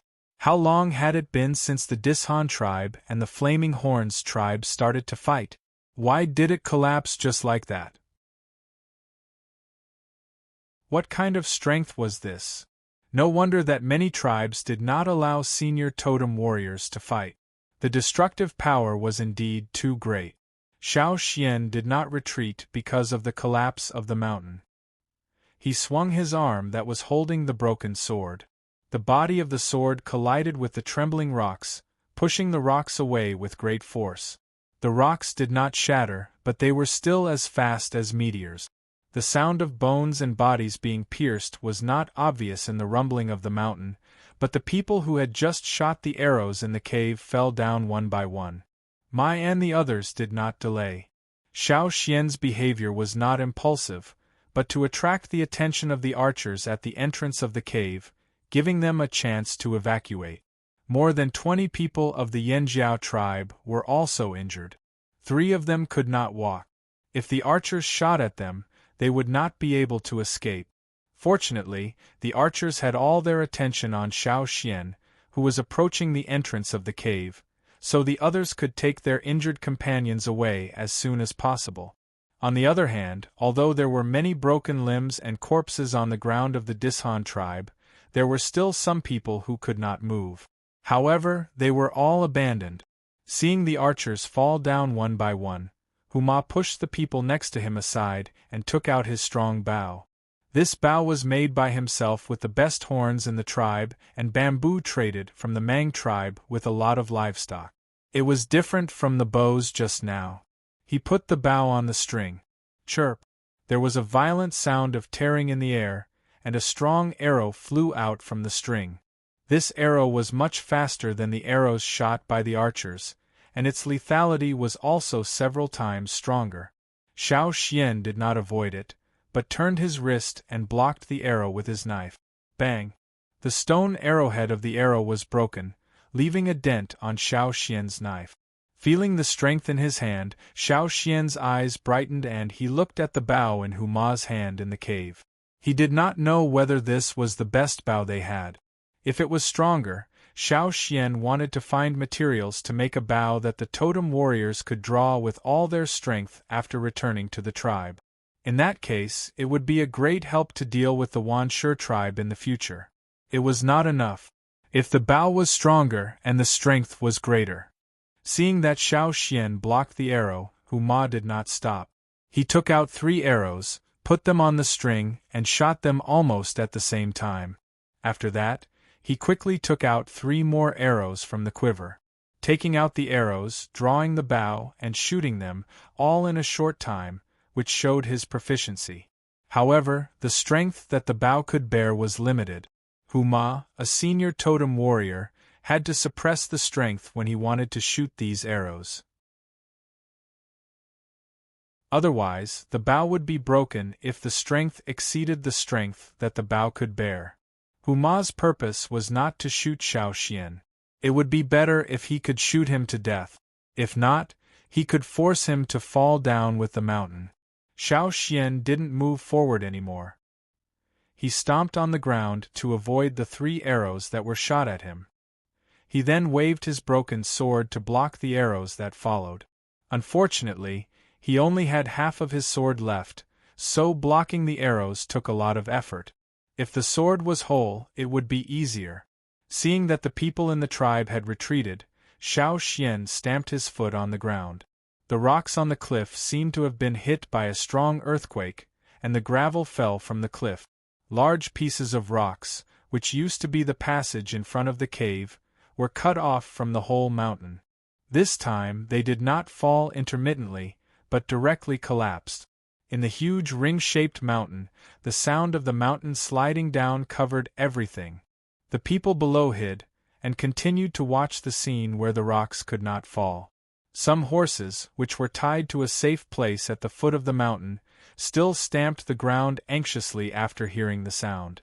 Not only the broken place, but also other places were affected by the collapse. Therefore, for a time, the people who had been standing outside the cave ran into the cave. Especially on the side of the Dishan tribe, the situation was more serious. Just now, one of them was almost hit by a falling stone. Huma stood at the entrance of the cave and did not dare to stretch out his neck. From time to time, stones would fall. He was afraid that he would be hit in the head if he stretched out his neck. Seeing that Xiao Xian was standing on the rock and falling down, Huma was relieved. Even if Xiao Xian didn't die from the fall, he should at least be injured. In that case, he did not need to worry too much. Touching the wound on his waist, which was still bleeding, Huma's eyes were hazy. He did not expect that he would be forced into such a situation and even get injured. Even if he was used to life and death, he could not calm down when it was his turn. He must kill them, all of them, Huma thought. However, when he just put down the bow and was about to find herbs to apply to the wound, he heard the person next to him exclaim, "What's wrong?" Huma did not look for herbs and asked the person next to him. There is." The person over there pointed outside. Huma looked outside. When he stretched out his head, a gray shadow flashed. With the sound of the air being broken, a broken knife cut his neck. When he thought he was temporarily safe, he was killed. Puff, blood splashed. Before Huma fell to the ground, he saw the person who should have fallen with the mountain, holding an eagle's claw and rising from below.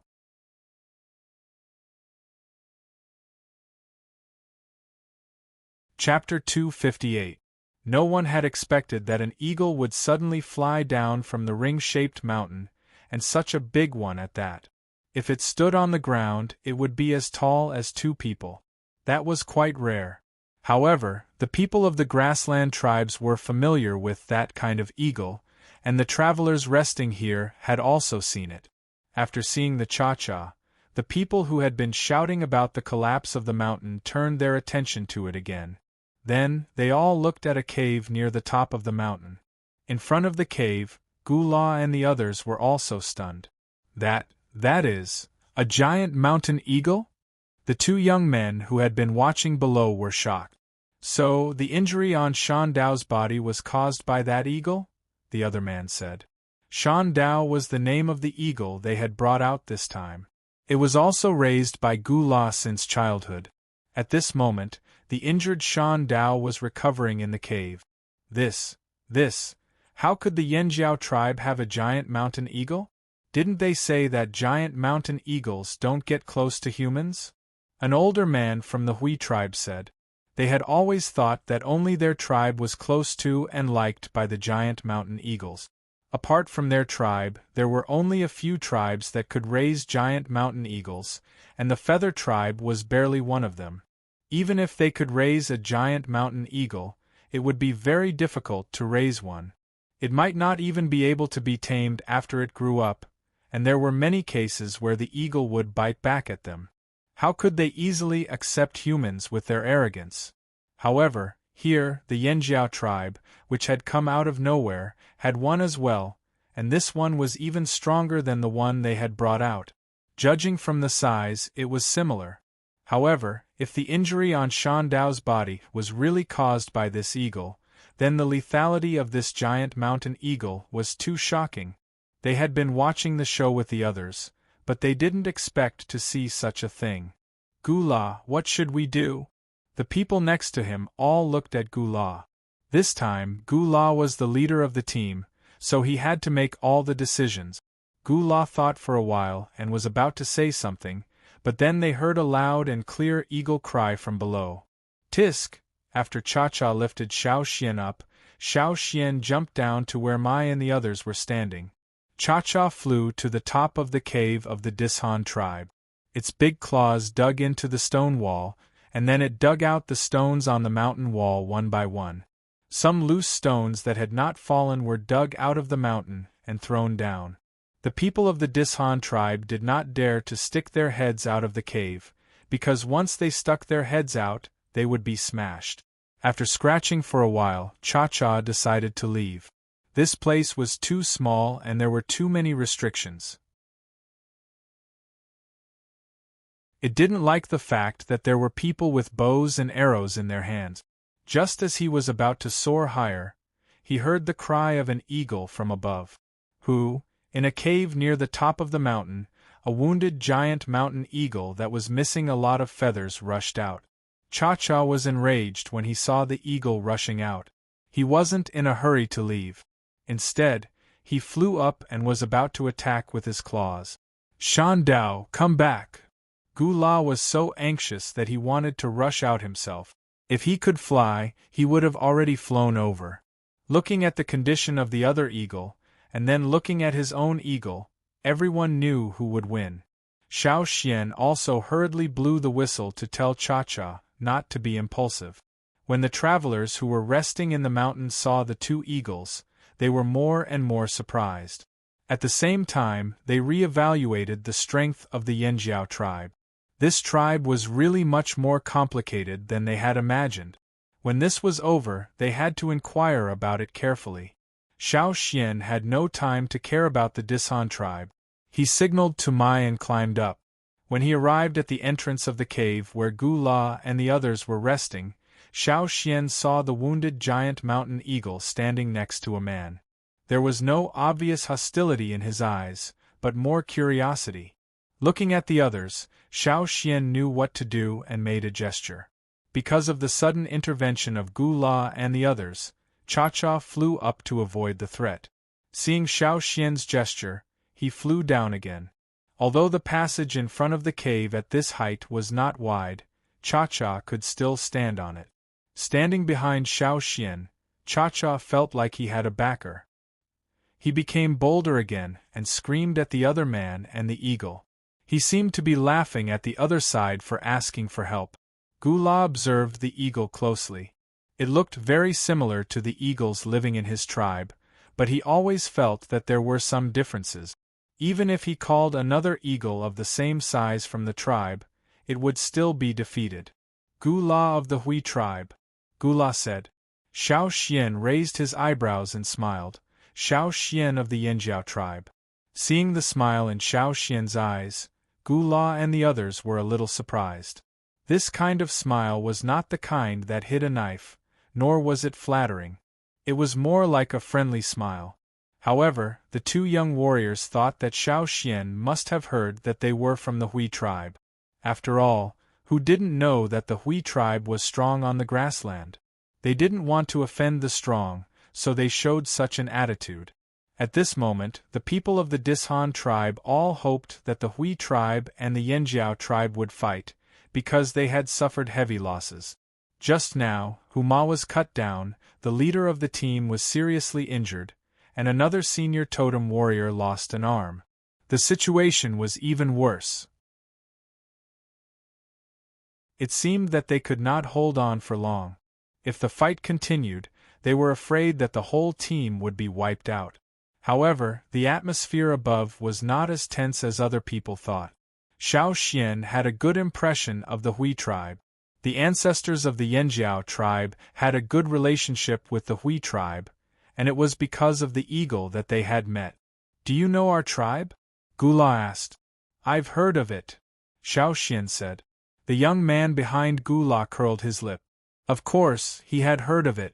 The Hui tribe was strong on the grassland. Looking at Shan Dao, who was covered with wounds, he comforted him by touching his feathers. Later, Gu La will help you teach the Yanjiao tribe a lesson. As for why Gu La came forward instead of him, well, he couldn't defeat Xiao Xian. Just when the people of the Hui tribe thought that Xiao Xian would tell them the answer in their hearts, they heard Xiao Xian say, "The first foreign tribe I met was from the Hui tribe." "What is it?" Gu La just asked casually. He originally wanted to ask about the giant eagle behind Xiao Xian. "It's a big stone card with your tribe's totem pattern." As Xiao Xian's voice fell, Gu La's eyes, which were originally focused on Cha-Cha, suddenly turned to Xiao Xian. He looked at Xiao Xian from head to toe, as if he had never seen Xiao Xian before. His face became serious. Staring at Xiao Xian, he asked in a low voice, "Where did you get that stone card?" "A giant eagle gave it to me." Hearing Xiao Xian's words, Gu La didn't say anything, but the young man behind him couldn't help but say, "Nonsense. How could a giant eagle give you a stone card?" "Shut up!" Gu La scolded the person behind him. "I'm telling the truth. That eagle's foot was drawn with your tribe's totem pattern." Xiao Xian didn't get angry in the face of the questioning and continued, "That eagle was very big. A layer of skin fell off its foot, and the drawing wasn't clear." Hearing Xiao Xian's description, Gu La and the others thought of something. Their bodies trembled, and their breathing became irregular. In the tribe, there was only one eagle that fit Xiao Xian's description and left at that time, and that eagle's status in the tribe was no lower than the chief's. Why would the people of the Yanjiao tribe meet that eagle? Why would that eagle give away the stone card so easily? It should have returned safely, right? I hope to see it again in the future." Xiao Xian said. He really wanted to see that giant eagle again. Yes, it went back, and it's doing very well now. The shock in Gu La's heart had subsided, and his face was no longer serious. Instead, he showed a big smile, opened his arms, walked towards Xiao Xian, and gave Xiao Xian a hug. This was their way of expressing joy. "Nice to meet you," Gu La said. No matter what the specific situation was, the Hui tribe didn't need to be hostile to the person who could make that eagle give away the stone card willingly. After seeing Gu La's reaction, the travelers, who had been paying attention to the scene above, were shocked. What the f***ck, what happened up there? Why didn't the people of the Hui tribe and the Yanjiao tribe fight? Instead, they acted like friends who hadn't seen each other for a long time. Different from the shocked travelers, the people of the Dishan tribe were pale at the moment.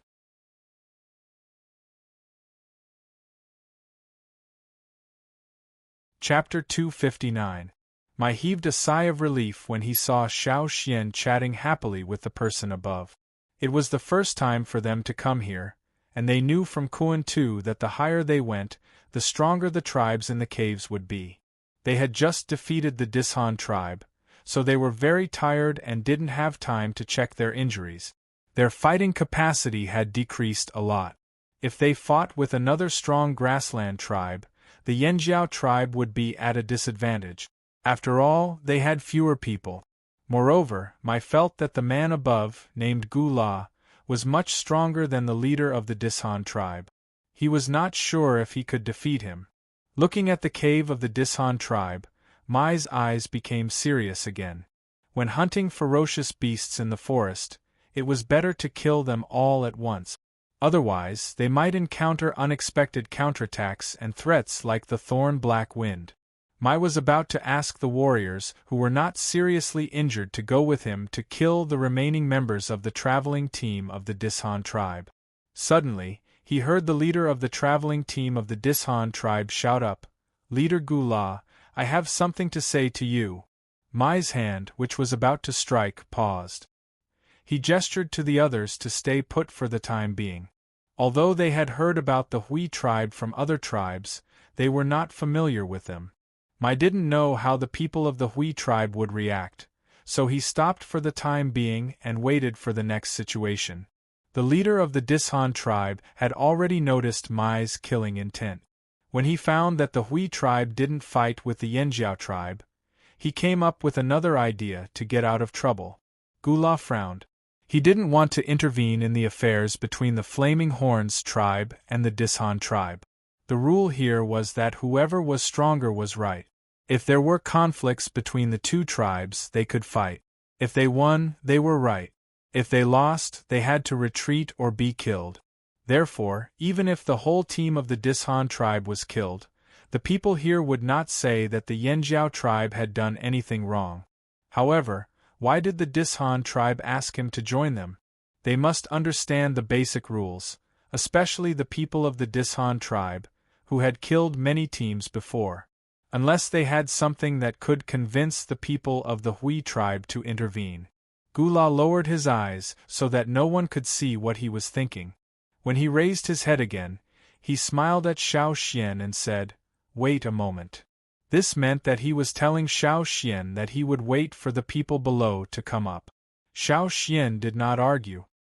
He raised his hand to stop Cha-Cha, who wanted to fight with Shan Dao.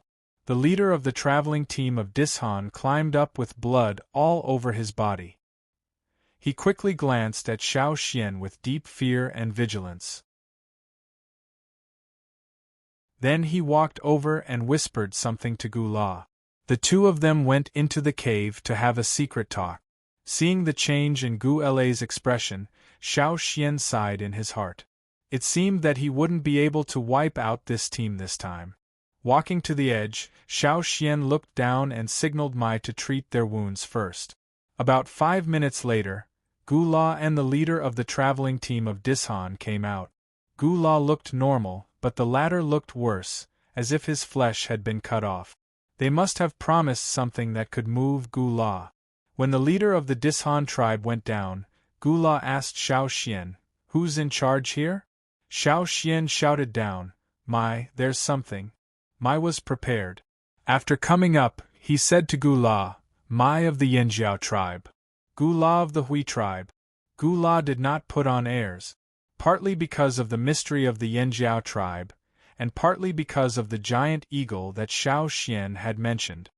"Let the people of the Dishan tribe go," Gula said and pointed to the side. 3 people of the Hui tribe went down with him and brought up a few big bags. This is their compensation. When the bags were opened, there were a lot of jade, shells and other crystals similar to the water moonstones of the drumming tribe, which could be used for trading. If they were exchanged for water moonstones, it would be more than twice as much as what the drumming tribe had given them. Mai thought for a while and said, "Okay." Gula only said, "Let them go." As for what would happen after they left, he didn't care.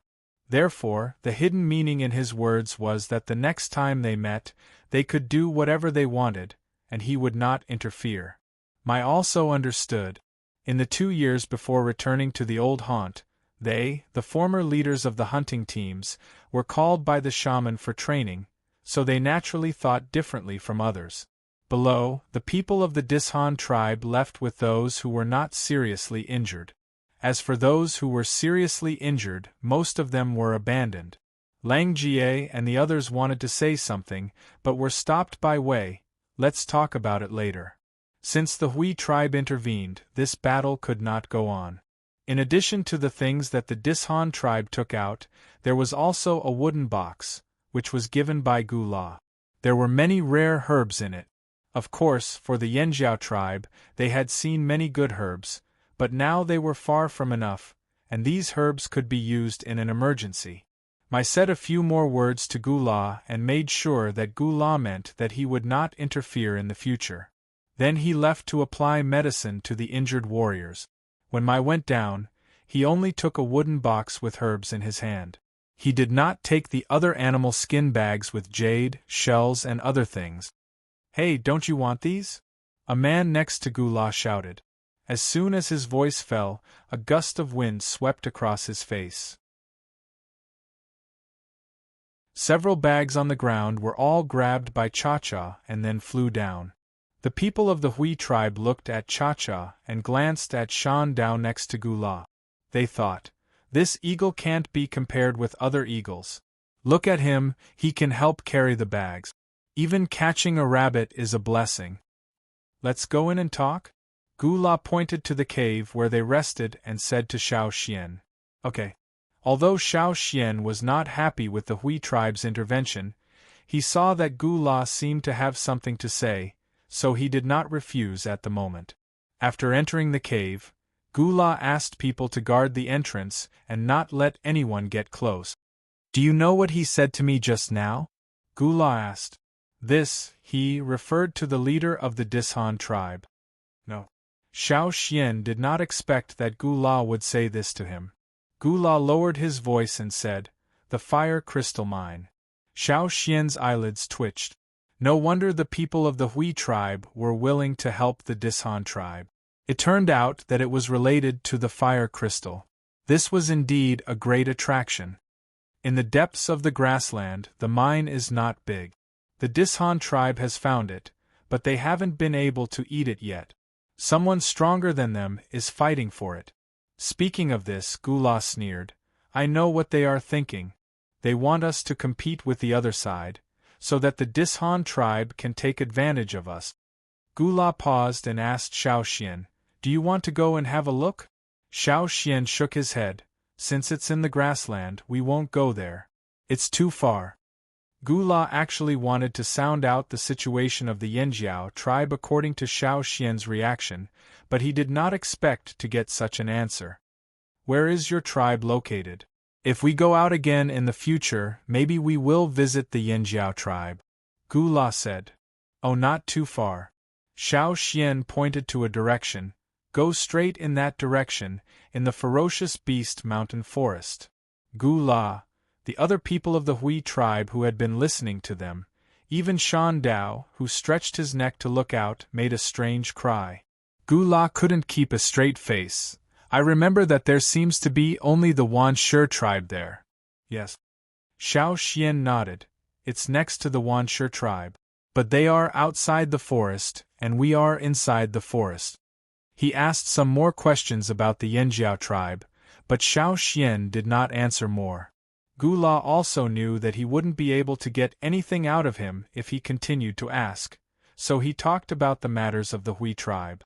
At the same time, he also talked about his experience of raising Shan Dao. "It's not easy." Gu La sighed. Xiao Xian nodded in agreement while listening. "It's really not easy to raise them." "Yes." Speaking of this, Gu La became excited again. At that time, Shan Dao was the smallest egg in the nest. He was only this big. Gu La said, waving his hands to show the size. Xiao Xian looked at the size of the egg that Gu La was talking about. When it stood up, it was higher than his knee, and this was the smallest egg in the nest. Because of this, Xiao Xian's expression became more and more strange. Gu La was talking excitedly. When Shan Dao hatched, he was the weakest among his brothers and sisters. After all, he was the smallest egg. People used to say that in the nest of giant mountain eagles, the smallest egg was difficult to hatch. Even if it hatched, it would be difficult to survive, let alone grow up. When I brought Shan Dao here, I didn't have much hope. But who would have thought that Shan Dao not only survived, but also became the strongest among his brothers and sisters.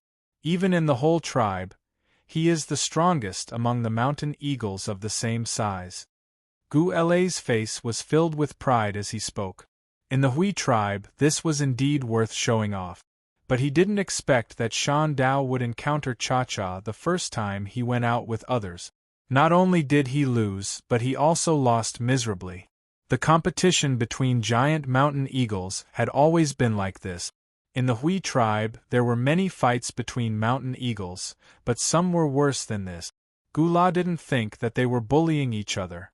Giant mountain eagles grew up through repeated challenges. That way, they would have a greater chance to overcome more difficult obstacles in the future. This was why Gu La wasn't too angry when he saw Shan Dao lose miserably. Thinking of this, Gu La curiously asked Xiao Xian, "I think Cha-Cha also grew very well. He is very strong, almost the strongest among the mountain eagles of this size I have ever seen. When Cha-Cha hatched, its egg must have been very big, right?" Xiao Xian. Haha. What are you laughing at? How big is it? Don't worry, it's not an exaggeration. I have seen bigger mountain eagle eggs. So, boy, tell me, how big was Cha-Cha before? Xiao Xian stretched out his index finger and thumb and said, about this big. Gula! You think I have never seen a giant mountain eagle's egg? Xiao Xian was also helpless. He really didn't know that eagle eggs were divided into different sizes, and the difference was so big. When Cha-Cha hatched from that egg, he could hold it with one hand and almost cooked it.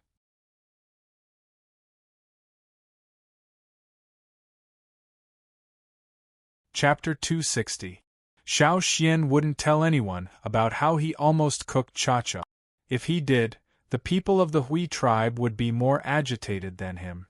Impossible. Absolutely impossible. Several young people of the Hui tribe couldn't hold back their anger. They were just pretending to cut wood elsewhere, but now they ran over as if they had been stabbed in the ass. They looked at Xiao Xian and said, "You must be lying." Xiao Xian looked calm. "I'm not lying." Gula carefully observed Xiao Xian's expression. Seeing that Xiao Xian really wasn't joking, he asked, "Your eagle? What did it eat when it was growing up?" "What did it eat? It has a wide range of food, but it eats most ferocious beasts," Xiao Xian said. The people of the Hui tribe fell silent again. If they hadn't seen Cha-Cha and Shan Dao beaten up like this, they would have jumped up and pointed at Xiao Xian's nose when they heard Xiao Xian's answer, "You're bullshitting." But it was the truth. No, there must be other reasons. Gula shook his head and denied this. There are many ferocious beasts on the grassland, but I've never seen anything like what you're talking about. To be honest, Xiao Xian, the eagle eggs you're talking about can't be counted as real giant mountain eagles. They won't live long because they don't have the strength to go to Eagle Mountain. Have you heard of Eagle Mountain? Only those that have been to Eagle Mountain are real giant mountain eagles. Of course, strictly speaking, Shan Dao isn't a real giant mountain eagle. But when he feels he's strong enough, he'll naturally go there, just like his parents. And the small eagle eggs you're talking about, their parents haven't been to Eagle Mountain, so they're different from Shan Dao's parents. So, do you mean that Cha-Cha's parents are not real giant mountain eagles? They are not big, so the eggs they give birth to are also small? That's right. Gula believed that no one knew more about the giant mountain eagle than the people of the Hui tribe. "Oh, maybe it has been to Eagle Mountain," Xiao Xian said. The atmosphere in the cave stagnated. Everyone stared at Xiao Xian as if they had seen a ghost. In the past, it disappeared for a while, and when it came back, it became bigger, Xiao Xian continued. The cave remained silent. Their first reaction was disbelief, but after thinking about it, it seemed that this was the only explanation. Outside the cave, Cha-Cha, who had already delivered the items to Mai and the others, flew one round in the air. When he didn't see Xiao Xian, he walked to the entrance of the cave and stretched his neck to look inside. Gula only told the guards not to let anyone near the cave, but he did not tell them not to let the eagles near. Therefore, when Cha-Cha approached, not only did the people at the entrance not block him, they even made way for him. It was a pity that Cha-Cha did not go in. Cha-Cha had a lot of injuries when he fought with Shan Dao, but now, he had almost recovered. He was still alive and full of energy. Looking at Shan Dao, he was completely strong. Gula sighed. "I believe you." Cha-Cha had been to Eagle Mountain. That was why he was much stronger than other eagles of the same size, and his recovery ability was also much higher. Cha-Cha and Shan Dao had different starting points. In comparison, Cha-Cha's starting point was much lower, but because he had been to Eagle Mountain, survived, and experienced a transformation, he directly reversed his disadvantage, and now was better than Shan Dao and the others. Because Shan Dao and the others had never been to Eagle Mountain. It was simply amazing. If they had some doubts when Xiao Xian mentioned the giant eagle before, now, there was no doubt left in the Hui tribe. "Where is Eagle Mountain?" someone asked Xiao Xian. "How would I know?"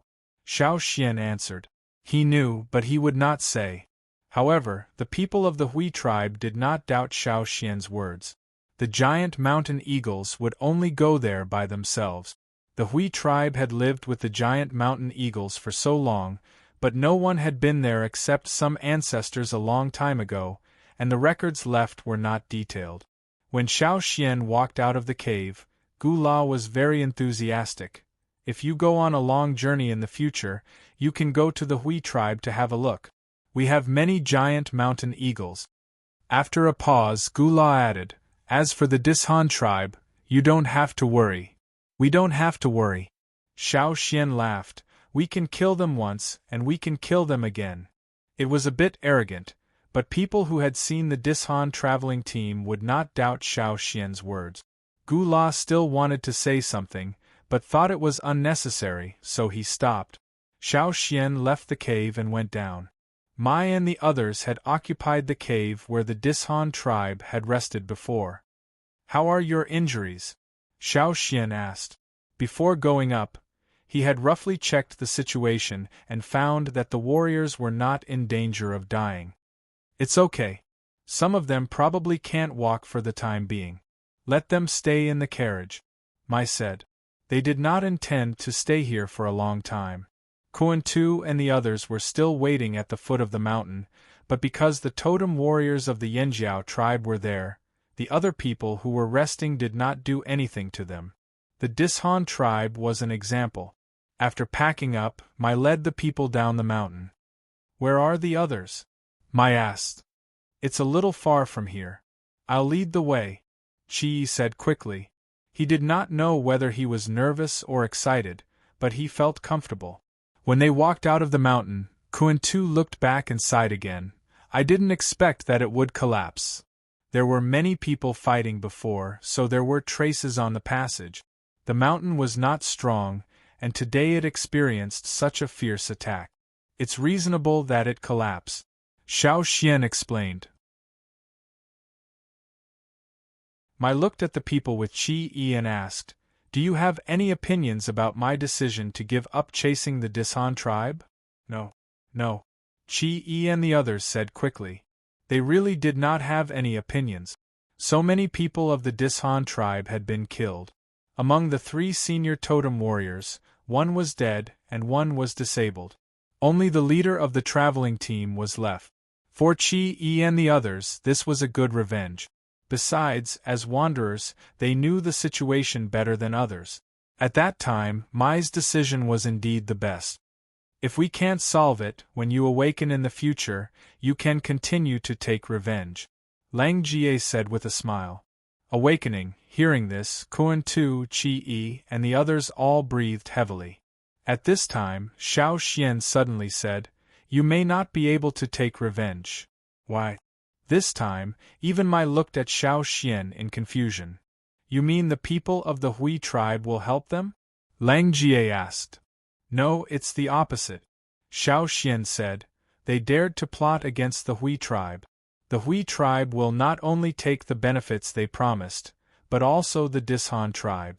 So, the next time we hear news about the Dishan tribe, it will probably be about them being severely injured.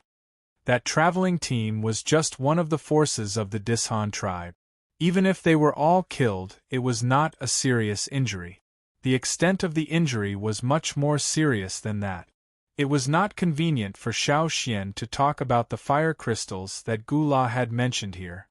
He would tell Mai and the shaman when he went back. Qi Yi took Xiao Xian and the others to the mountain where the wanderers rested. In addition to Qi Yi and Kuan Tu's people, there were 2 other parties. After Mai picked them up, he took them with him. Their purpose this time was to pick up the wanderers on the grassland. They went back as soon as they picked them up. They also met many wanderers on the way, so they took them with them. Some wanderers they met on their way here were put in one place, and they would pick them up when they went back. So, the 50 totem warriors who came out to pick them up, when they returned to the tribe, there were nearly 600 wanderers around them. Since there were so many wanderers, they had to worry about food. Fortunately, the compensation they got from the Dishan tribe did not use the water moonstones given by the chief. Instead, they exchanged a lot of food, including meat and crops, with some tribes and people in the bazaar they passed by on the way back. Xiao Xian also got some seeds and took them back with him. With the wanderers, the team's speed was naturally much slower. Many people were curious about such a traveling team consisting of hundreds of people and livestock. However, those troublemakers were all dealt with. It was just that the soldiers were a little tired, and Cha-Cha and Caesar had also helped out.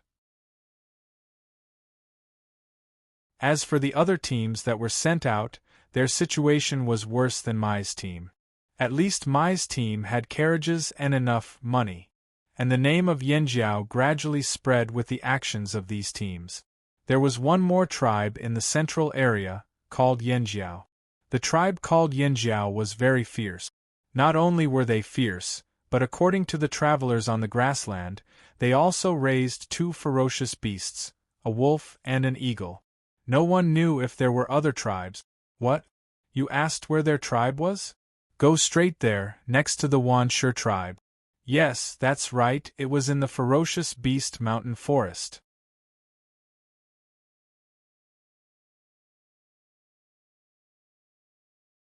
Chapter 261. Before the arrival of winter, the 10 teams sent out to pick up the wanderers had all returned to the ferocious beast mountain forest. At this time, the number of people in the Flaming Horns tribe had reached 8,000 or 9,000. Including the wanderers from other tribes who had followed them, there were about 10,000 people in the Flaming Horns tribe around the old haunt. Including the wanderers from other tribes, there were about 10,000 people in the Flaming Horns tribe. No one had expected that there would be so many people. With so many people, it would be lively. Many houses had been built in the tribe.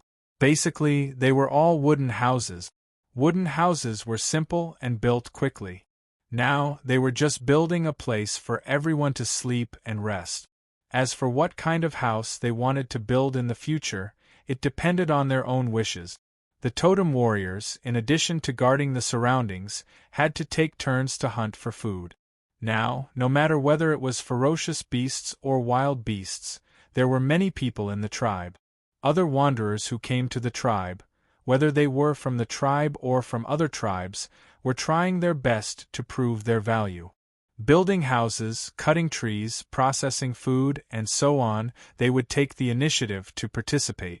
This was an opportunity to make a good impression. Naturally, technical talents would not be let go. Those who knew how to build ships and carts, those who made porcelain, and those who knew about herbs were all called to help. Therefore, in the tribe, it was common to see some wanderers pushing one-wheeled or two-wheeled wooden carts to transport things. Back then, the few old men who had a special fondness for pottery, such as Xing and the others, gathered people who knew how to make pottery.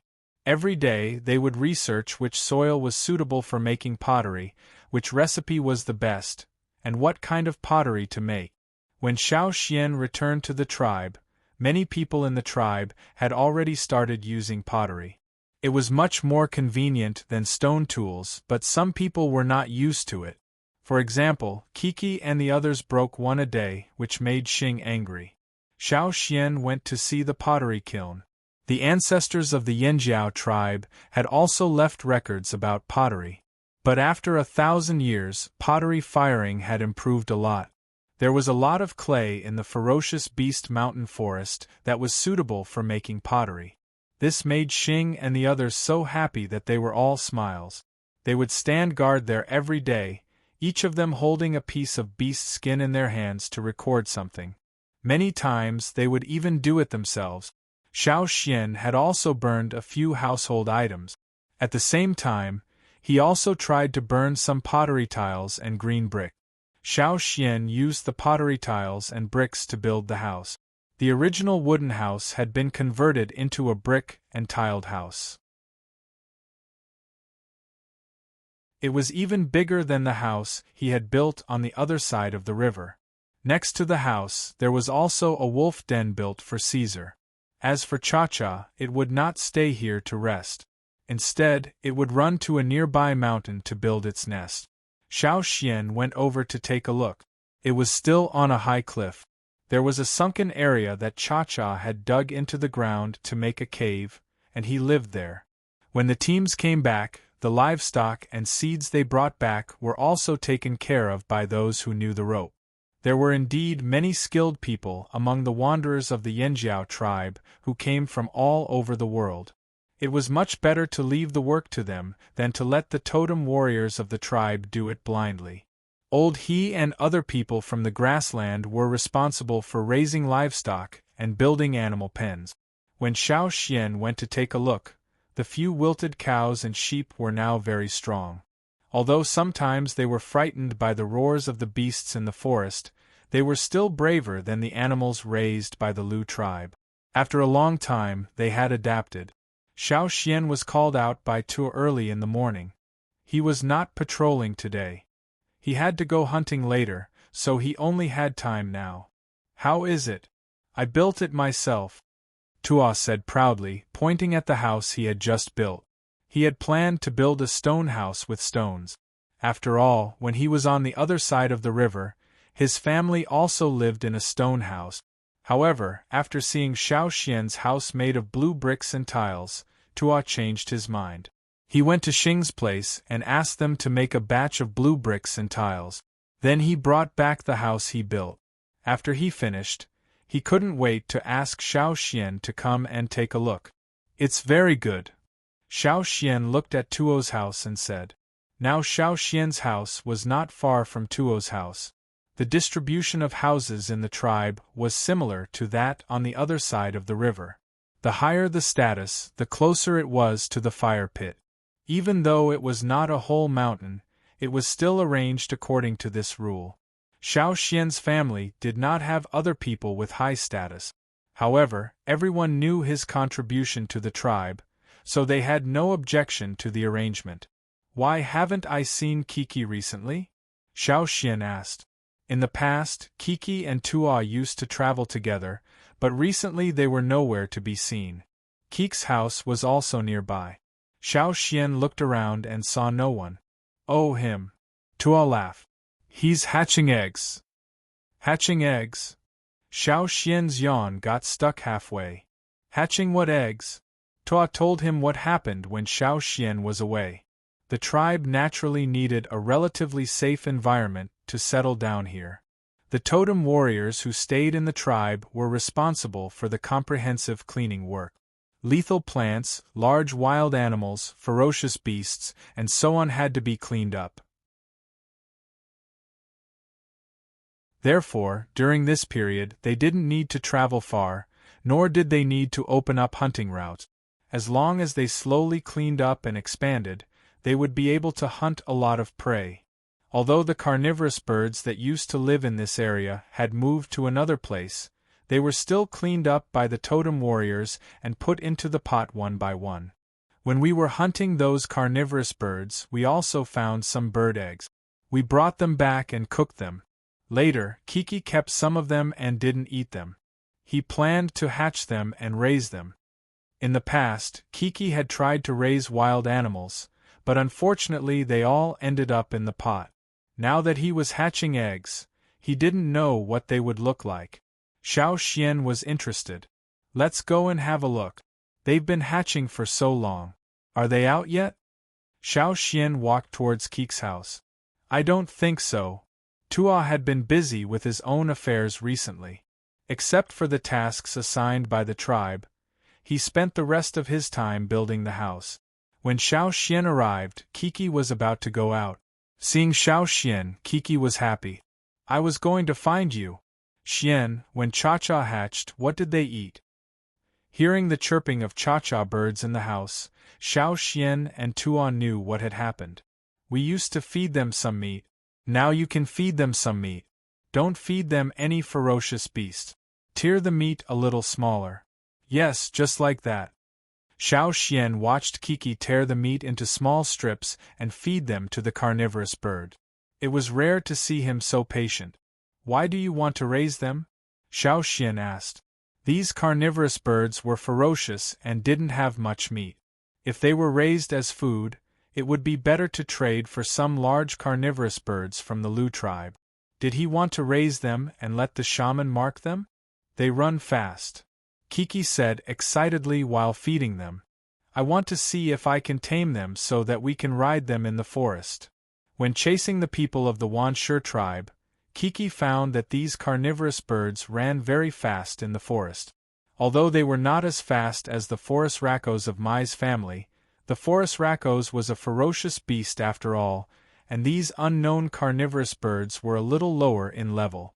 Even so, no one could deny that these carnivorous birds were very agile in the forest. If they could be tamed, they would be more useful than horses in the forest. What if the taming fails? Xiao Xian asked. Then we eat them, Kiki said. For the people of the Yanjiao tribe, it was natural to raise them and cook them. After giving some advice to Kiki, Xiao Xian left. He had to prepare for hunting. Old Ku had polished the hunting stone tools, so Xiao Xian could take them with him. Winter was coming, and people went out to hunt every day. Because the journey was not long, they went out in the morning. If they were fast, they could come back before sunset with the prey. They went out on the same day and came back on the same day.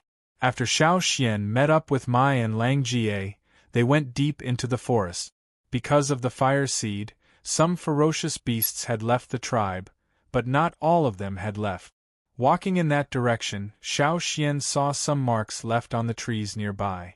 Every time the totem warriors cleaned up the area, they would leave a mark on the surrounding trees. Groups of hunters would take turns, and the area where the marks were left extended towards the ferocious beast mountain forest. There is still a long way to go before we reach the boundary drawn by the shaman. Mai looked at the last mark and said, in the plan made by the shaman and the chief, the Yanjiao tribe had a large territory. Actually, it could not be said that they had deliberately drawn it. Instead, they had used the drawings left behind by their ancestors.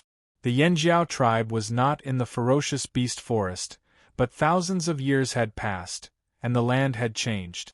The Yanjiao tribe had disappeared for nearly 1,000 years, and the ferocious beast forest had expanded to what it was today. If the Yanjiao tribe wanted to use the original boundary and reoccupy the territory, they would have to clear out the beasts and ferocious beasts, here bit by bit. If we succeed in planting, we will need a bigger place. And the livestock will take up a lot of space if they are kept in large numbers. Xiao Xian said. That's true. The others nodded. They were quite excited when they imagined that scene. Okay, let's start now. Be careful, Mai said. From here on, no one would clean up anymore. Everyone had to be careful of the poisonous and threatening plants, as well as the hidden beasts and ferocious beasts. They had a lot of hunting experience. Once Mai said that, they became highly alert and stopped joking. Compared to other people's fear of the ferocious beast forest, the Yanjiao people did not feel that it was difficult.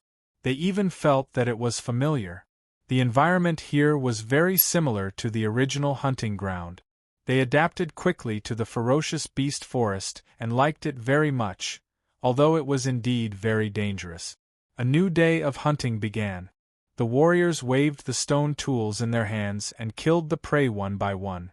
When the sun was about to set, they left marks on a tree nearby. When the next batch of warriors came tomorrow, they would continue to clean up, day after day, until the winter snow fell.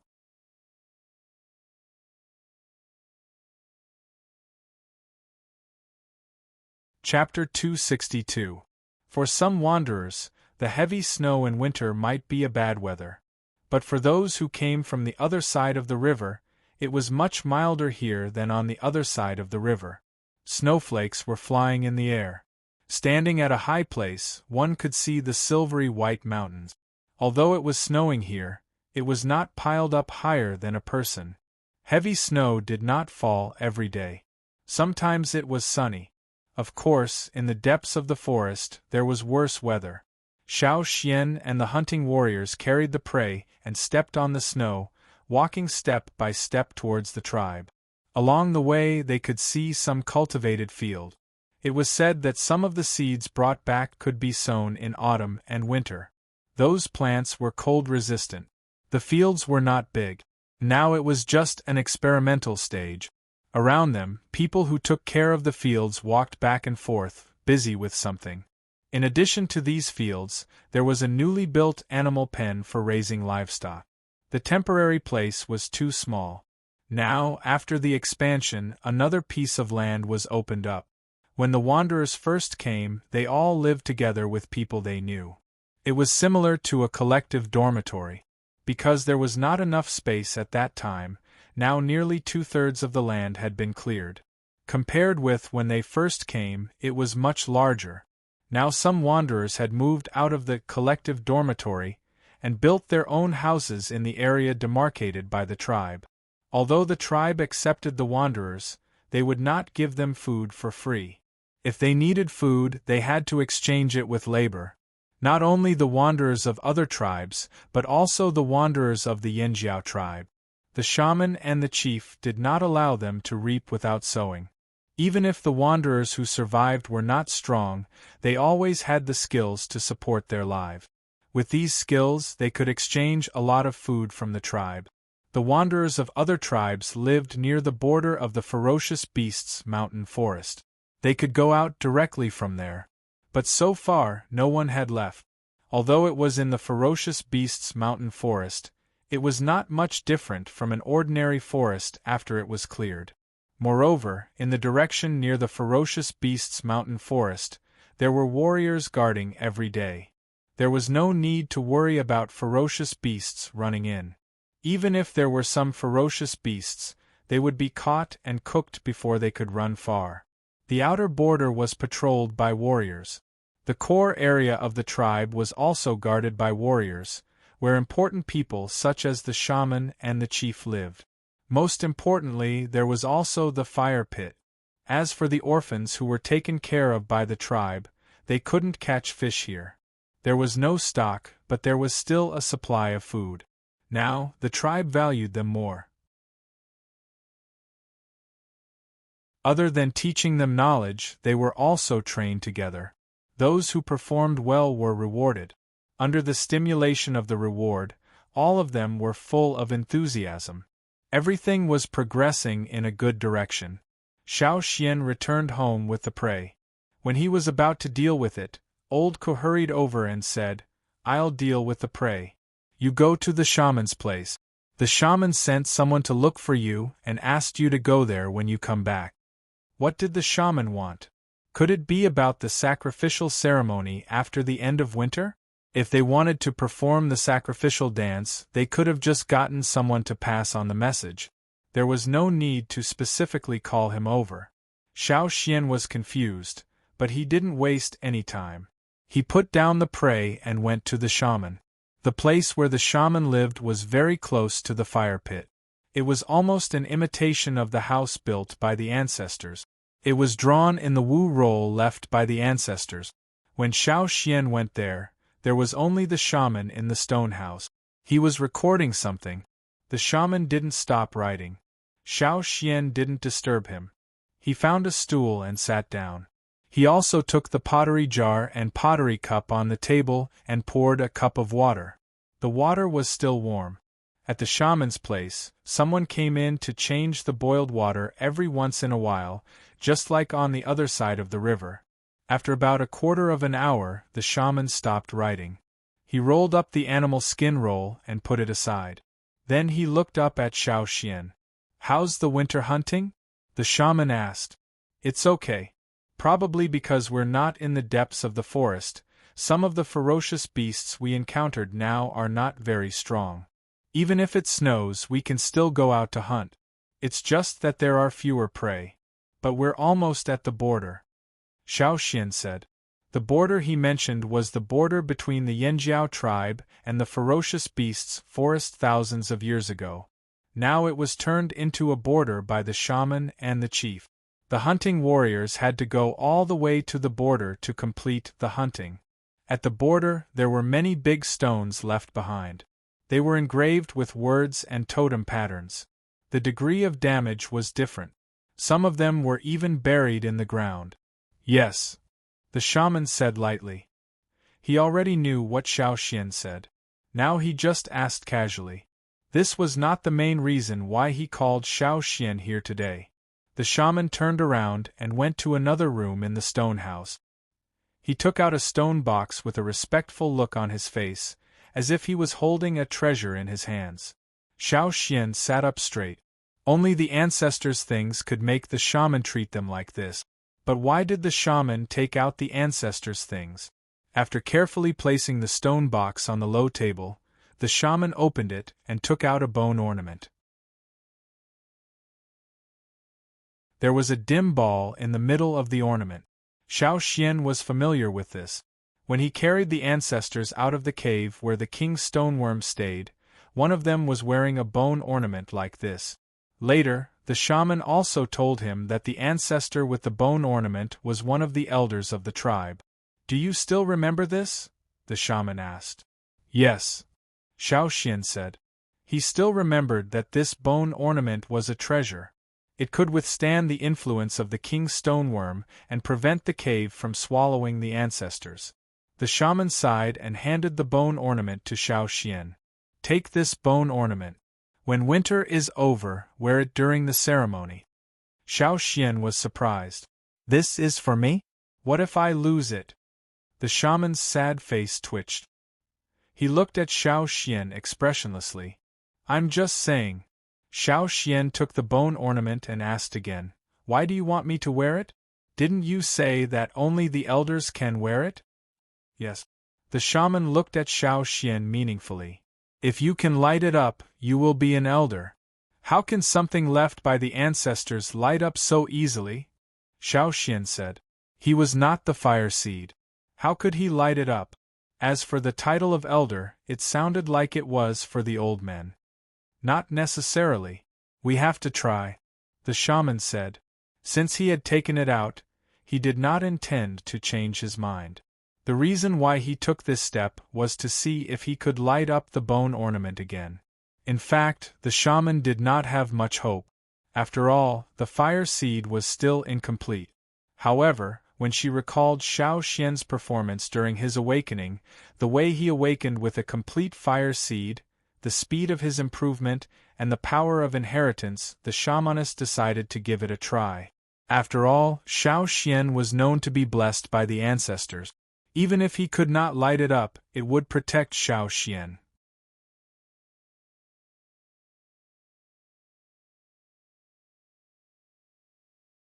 Chapter 263. Xiao Xian held the bone ornament and recalled what had happened that year. He remembered that it was the ball in the middle of the bone ornament that worked. He asked, Do you know what this ball is? Where did our ancestors get these treasures from? In the king worm's cave, it was dark without any light.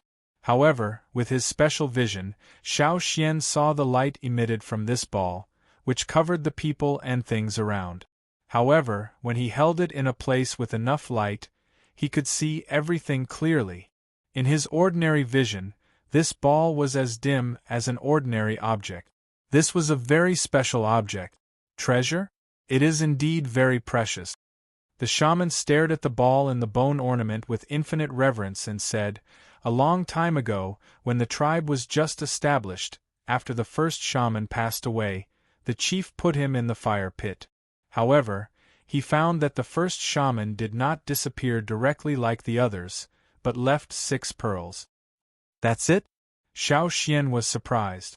The shaman nodded. Later, the 6 pearls were given to people who had made great contributions in the tribe. They were also called elders. Except for the shaman and the chief, they were the 6 people with the highest status in the tribe. They assisted the shaman and the chief. The 6 pearls were the second light in the tribe.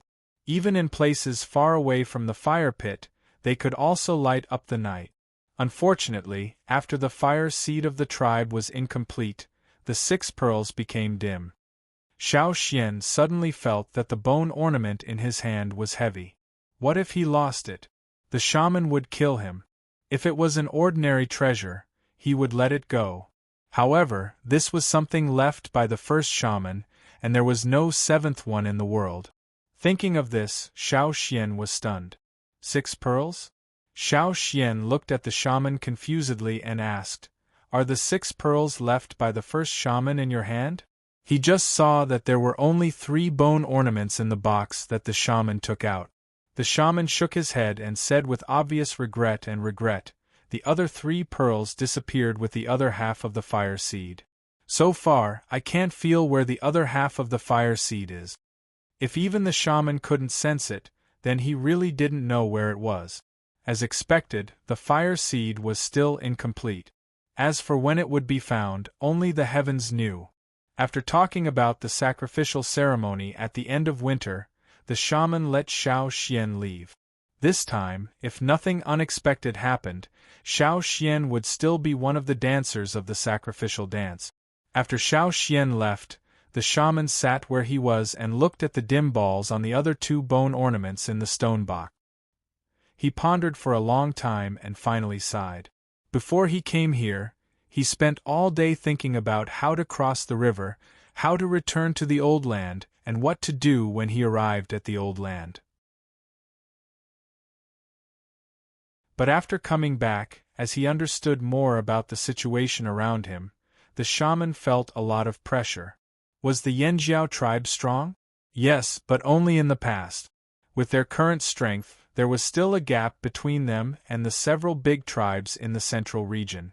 Even if they really fought with the Wanshi tribe next to them, the result might be quite tragic, which he didn't want to see.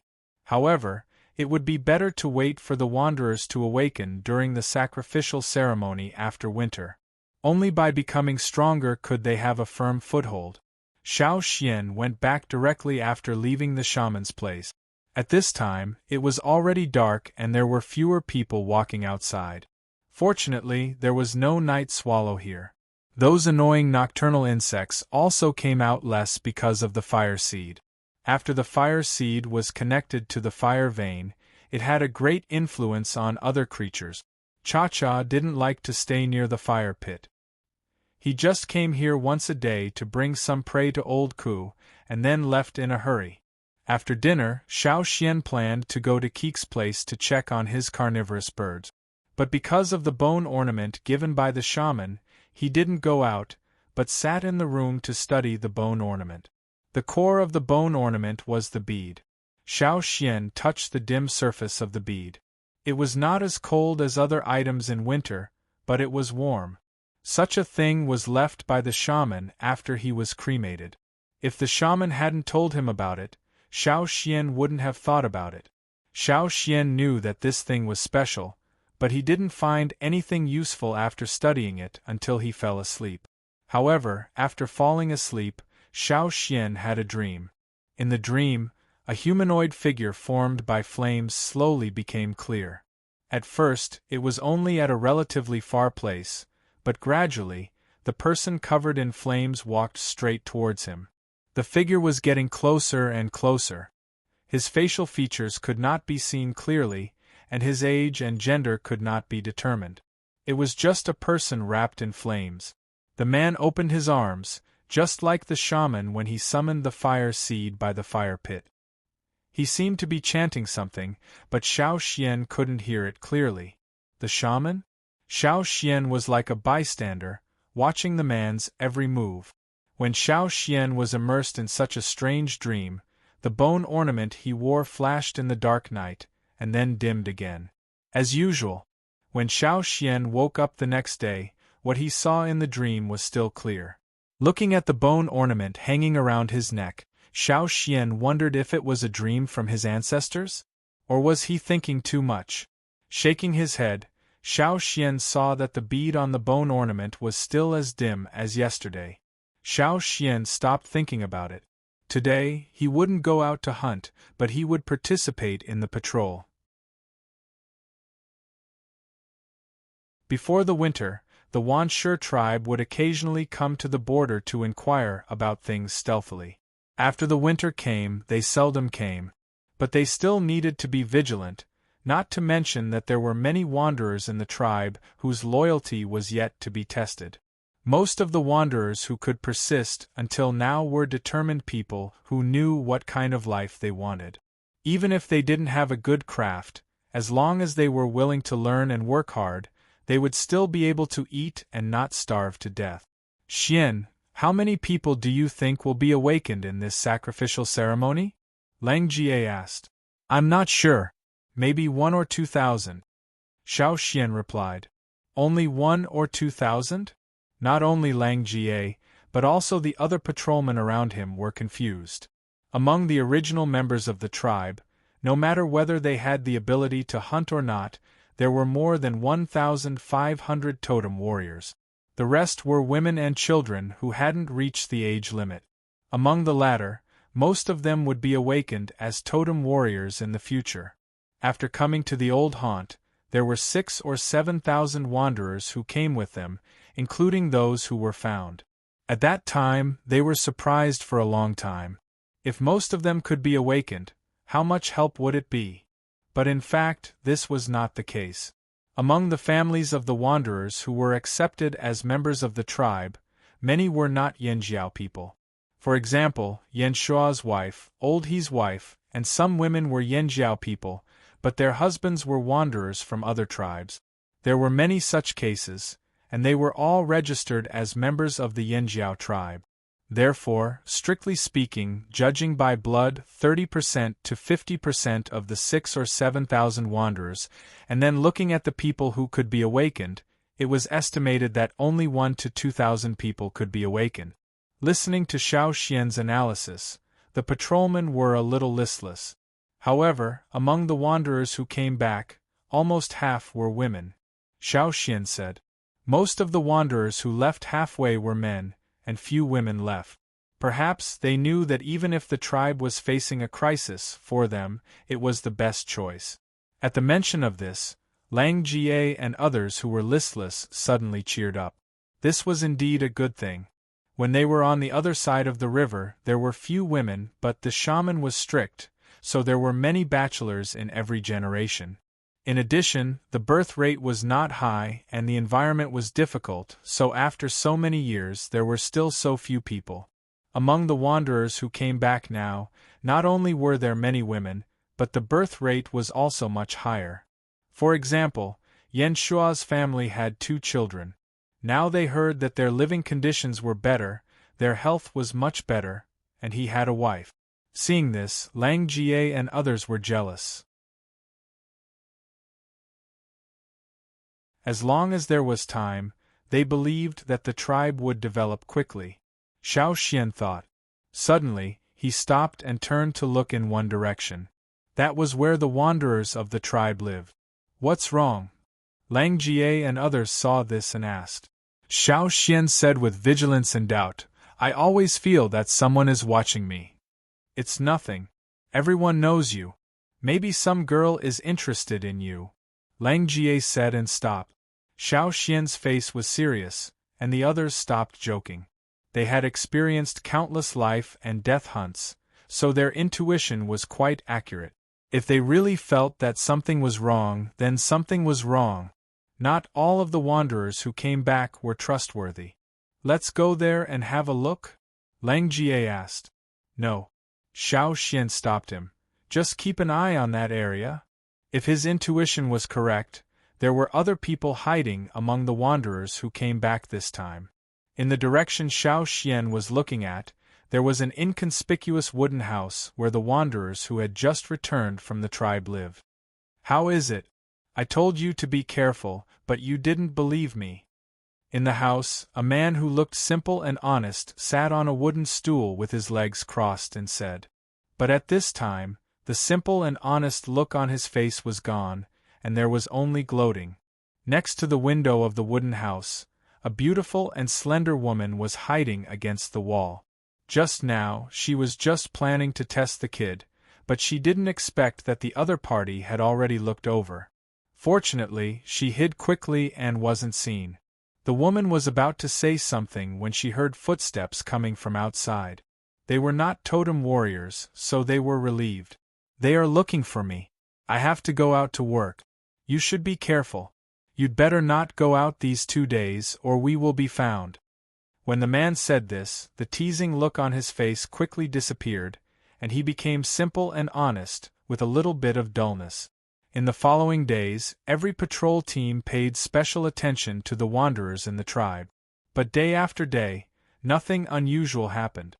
Soon, the winter was over, and the most significant sacrificial ceremony in the past 1,000 years was about to begin.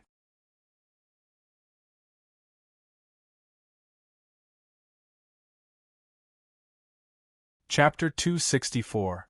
The snow on the ground began to melt quickly, and the surroundings were no longer silvery white. In the Yanjiao tribe, there was a joyful atmosphere everywhere.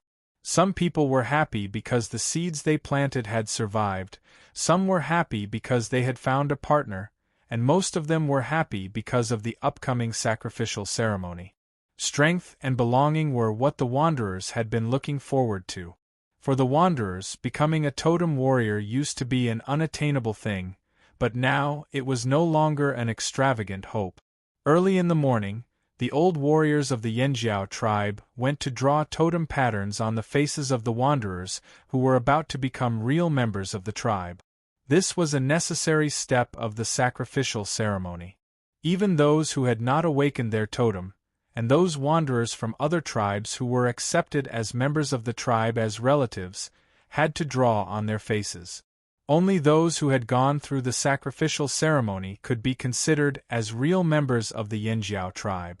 Those who did not have the blood of the Yanjiao tribe, even if they could not awaken their totem power, would get some power from the fire seed. Even if they could not be compared with the real totem warriors, they would be stronger than before. It was better than nothing.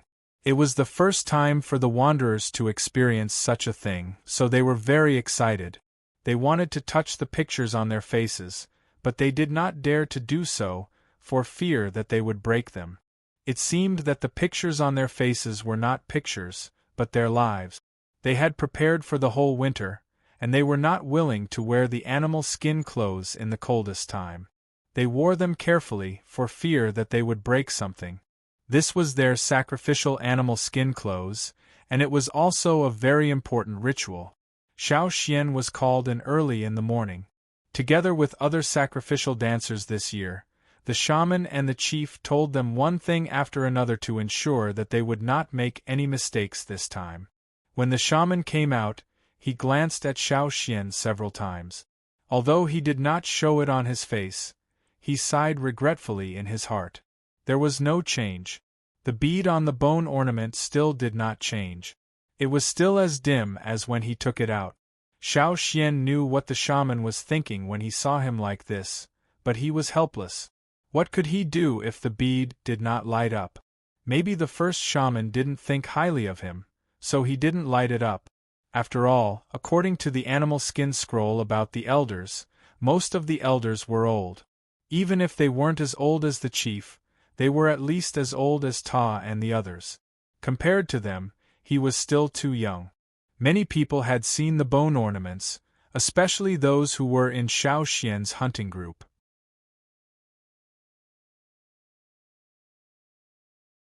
When they carried their ancestors back to the tribe, they remembered the ornaments and weapons on their ancestors.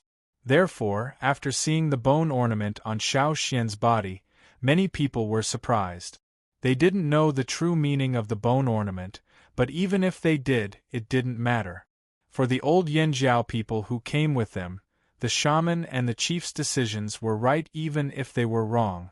Besides, Xiao Xian had indeed done a lot for the tribe. Dusk fell. All the Yanjiao tribesmen, old friends, wanderers, and non-Yanjiao relatives and wanderers were taken to the place of sacrifice. The people who might be awakened this time were also taken to the fire pit. Because of the large number of people, there were several circles around the fire pit. Those who were closest to the fire pit were the youngest. Then they were arranged according to their age. Of course, those who had made obvious contributions to the tribe during their return, such as technical talents in planting, breeding, pottery, etc., were also given the opportunity to move forward. Many people knew that the closer they were to the fire pit, the more power they might get. But no one had any objection to this arrangement. Even if they did, they had to hold it in. Last time, it was to light the fire seed. Today, it was the first real sacrifice in the old land. In the fire pit, a palm-sized flame suddenly rose. It was the first flame of the 3 flames of the fire pit, soaring flame. Soaring flame, the totem appeared. With the appearance of the totem patterns on each totem warrior also appeared. They looked at the direction of the fire pit devoutly. The flame in the fire pit was higher than usual. It seemed to swallow everything around. The 2-horn totem in the fire pit was much bigger than in previous years. The surrounding area was covered with a thick layer of fire color. The shaman stood by the fire pit, raised his arms, and recited the incantation that others could not understand but made their blood boil. Along with the shaman's chanting, the sound of bone and stone music with strong tribal characteristics intertwined. The animal skin drums rose and fell, sometimes fast and sometimes slow. The sacrificial dancers wearing leather and horns also began to dance around the fire pit. The second flame, flying flame. The sparks were denser than in previous years.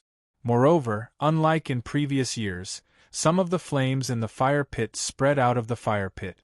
They extended from the air to the outside of the fire pit and did not touch the ground. 6 fire lines stretched out from the fire pit to the outside. Xiao Xian was dancing attentively. Suddenly, he felt something strange. The totem in his mind was surging violently, and the shell that wrapped the totem also lit up. This was different from before. In order to find out what was going on, he glanced at the bone ornament from the corner of his eyes as he performed the moon in the bottom of the sea pose. He was so shocked that he almost forgot what to do next. The bone ornament lit up. The bead that the first shaman turned into after his death lit up. At first, the bead seemed to reflect the light of the fire pit, but gradually, the dim surface began to brighten. The bead itself also emitted a flame-like light. Xiao Xian paid attention to the bead and had to make sure that the sacrificial dance did not make any mistakes, so he did not pay attention to other things. However, the people who looked at the fire pit were all stunned, especially those who had seen Xiao Xian's awakening. If they could speak at this moment, they would definitely shout to Xiao Xian, "You're on fire again." It was normal for the sacrificial dancers to surround the fire pit. However, one of the dancers was suddenly on fire, which was very conspicuous. However, seeing that nothing happened to him and he was dancing so happily, the shaman and the chief did not say anything, and the others pretended that they did not see anything. The shaman found that something was wrong with Xiao Xian. Unlike other people who saw the flames on Xiao Xian's body, the first thing he noticed was the bone ornament on Xiao Xian's body. The shaman's raised hand trembled. He could not wait to see if the bead really lit up, instead of reflecting the light of the fire pit. However, he was still in the sacrificial ceremony, so he could not give up halfway. It took him a lot of effort to control himself. The shaman continued to recite the incantation, but the wrinkles on his face trembled because he was too excited. It lit up, right? It really lit up. Even if we did not find the other half of the fire seed, our ancestors still did not abandon us. This was what the shaman thought. He wanted to continue to preside over the sacrificial ceremony calmly. However, with the end of the second flame, the third flame began. In the sea of fire that spread out from the fire pit, a figure gradually appeared on the edge of the fire pit, and the place where the figure appeared was exactly where Xiao Xian was standing. The huge figure gradually became clear, like a giant standing up in the sea of fire, overlooking the Yanjiao people who were kneeling on the ground. No one could see his face clearly. He was just a person wrapped in flames, exactly the same as the one in Xiao Xian's dream that night. Because of the sudden appearance of the flame giant, the shaman froze for a while. The sacrificial dancers around the fire pit could not help but stop. They knew that they should continue to dance, but when they saw the flame giant, they could not help but stop. They stared at it blankly, and had an impulse to kneel down. Xiao Xian also raised his head and looked at the flame giant in front of him. Not only the people around the fire pit, but also the wanderers who could not awaken far away could clearly see the giant standing by the fire pit. What was that? Or who on earth was that? The shaman thought of a possible answer, but he was not sure. After all, there was no record of this in the records left by the ancestors. The only thing he could be sure of was that this situation was not a threat to the Yanjiao tribe. On the contrary, it was better for the tribe's protection. The third flame of the fire pit was spreading, and its range was almost to the boundary that was drawn. At that time, the third flame of the fire pit should have reached the boundary between the tribe and the ferocious beasts' mountain forest. However, no one paid attention to whether the flame had reached the boundary, or how far it was from the boundary. All their attention was on the flame giant beside the fire pit. The giant, like the shaman, raised his arms. It was a very similar movement, but there was no sound. When the third flame was gradually withdrawn, the surrounding flames faded away. The flame giant who stood up disappeared little by little. Finally, it returned to the fire pit with the flame. Everything returned to normal again.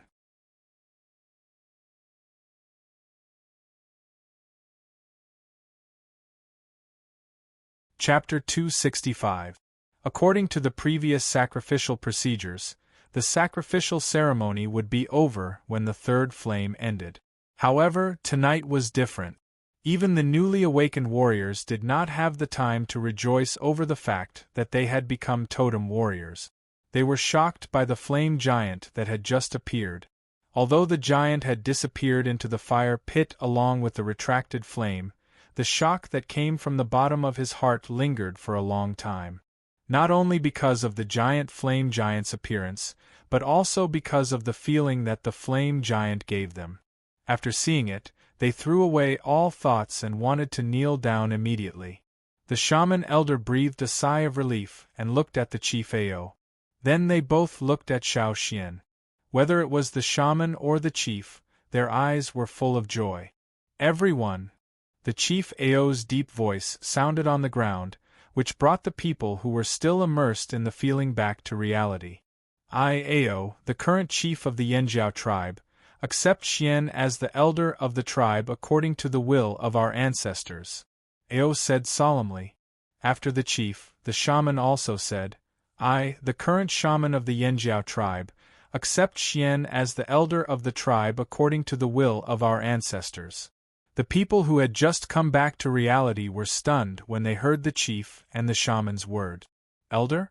Did they mean Xiao Xian? They had also heard that there were elders in other tribes, but they were all old men who had made countless contributions in their respective tribes. They were also very strong, and most of them had competed for the position of chief. There were even some tribes that accepted the position of elder after the chief retired, but they had never heard of such a young elder. The old people of the Flaming Horns tribe only had an impression of the elders when they were cremated. They didn't have much concept of this word, but since the shamaness and the chief said it, it was indisputable. What's more, the shamaness and the chief said, in accordance with the will of the ancestors. That was the will of the ancestors. Who could refute? Who dared to refute it? If anyone dared to refute it, he would be beaten up. Xiao Xian handed the bone ornament to the shaman and held a formal conferring ceremony. After that, he told the whole tribe that from now on, Xiao Xian was the elder of the Yanjiao tribe, second only to the chief and the shaman. The shaman held the bone ornament that glowed with flames. His hands were trembling because he was too excited. He could feel a sense of intimacy coming from the bone ornament. It was the power of a junior shaman, the most powerful junior shaman in the history of the tribe. At the same time, the power in his body that had been consumed because of the ceremony was rapidly recovering. In the crowd, old Ku's face was flushed because of his emotions. His sunken eyes were filled with tears. Who would have thought that the child who came out of the cave, who couldn't even fill his stomach, would become what he was today and obtain such a high status? In the whole tribe, the old people of the Yanjiao tribe had to obey the shaman and the chief unconditionally. Even Ta and Gigu, the two team leaders, couldn't make everyone obey them. But now there seemed to be one more. According to the shaman and the chief, the elders had a higher status than the team leaders. When the shaman and the chief made important decisions, the elders could also participate and refute. After the conferring ceremony of the elders, the ceremony was over. The new totem warriors were gathered in one place, waiting for the shaman's instruction. The others went back together. From today on, they were no longer wanderers, but real Yanjiao tribesmen. This time, there were less than 2,000 awakened people, including the children who had reached the age and the wanderers who came back. The specific number was still being counted. This was similar to what Xiao Xian had expected. Xiao Xian asked Old Ku and Caesar to go back first. The chief wanted to talk to him about the bone ornament. The people gathered around the fire pit gradually dispersed. The families of those who succeeded in awakening were very happy. They went back to celebrate with their friends. Except for the children, those who failed in awakening were much less likely to be awakened in the future. A thin woman looked very depressed. She just smiled and said nothing to the comfort of the people around her. There were many people like her, so she was not conspicuous in the crowd. When she walked out of the crowd step by step, her husband was waiting there anxiously. During the ceremony, there were wanderers from other tribes, and her husband was one of them. "How is it?" Seeing his wife coming over, the man strode forward. The woman shook her head. People passing by saw the simple and honest man awkwardly comforting his wife, and they understood. They comforted him and sighed and left. The frustrated couple in people's eyes walked out of the field, went back to their wooden house, and closed the door. The simple and honest look on the man's face disappeared. His face became dignified and helpless. He took out some herbs and mashed them, put them in a clay pot, added water, lit a fire, and boiled the medicine. These herbs did not have a strong smell like other herbs. When they were boiled, they had a faint smell of grass. If one was not careful and stood a little far away, one would not be able to smell it. The thin woman, after the door and window were closed, quickly became pale. She could not help but spit out a mouthful of blood, as if she had exhausted all her strength. If she had not been sitting on the stool with the help of the wooden table, she would have fallen down directly. "I miscalculated." The man looked at the clay pot and said. The woman gasped and sat on the stool beside the wooden table. She did not say anything, for she was afraid that she would spit out blood again. When the medicine was boiled, she drank it and rested for a while. Then she slowly said, "If the flame giant did not appear suddenly, I would not be like this." Originally, their plan was to observe the Yanjiao tribe during the ceremony to see if there were any precious treasures. Generally speaking, the treasures taken out during the ceremony were extremely precious. However, this time they miscalculated. They were acting as a young couple. The man was from another tribe, and the woman was from Yanjiao bloodline. During the ceremony, they stood in different places, because this time the wanderers with Yanjiao bloodline would be closer to the front, so that it would be easier for them to awaken. If the totem warriors from another tribe wanted to join the Yanjiao tribe, they had to go through the ceremony to be accepted by the fire seed. Otherwise, they would be rejected by the fire seed. No one would want to experience that kind of feeling. But if they were wanderers with no religion, the repulsion of the fire seed would be much smaller. They had not received such a ceremony, and at the same time, they were not wanderers without any religion. When the flames in the fire pit spread, she felt that her whole body was like thorns, and it was burning. However, she could bear such pain. They had experienced many similar situations, so their endurance was naturally different from ordinary people. However, they did not expect that a flame giant would suddenly appear. The repulsion of the fire seed was doubled at that time. Moreover, the flame giant gave her a very strong deterrent force. At that time, she almost spat out blood, but she forced it back. Fortunately, at that time, the people around her were paying attention to the situation in the fire pit.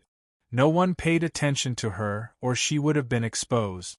She remembered that the situation at that time was like a weak beast facing a giant beast.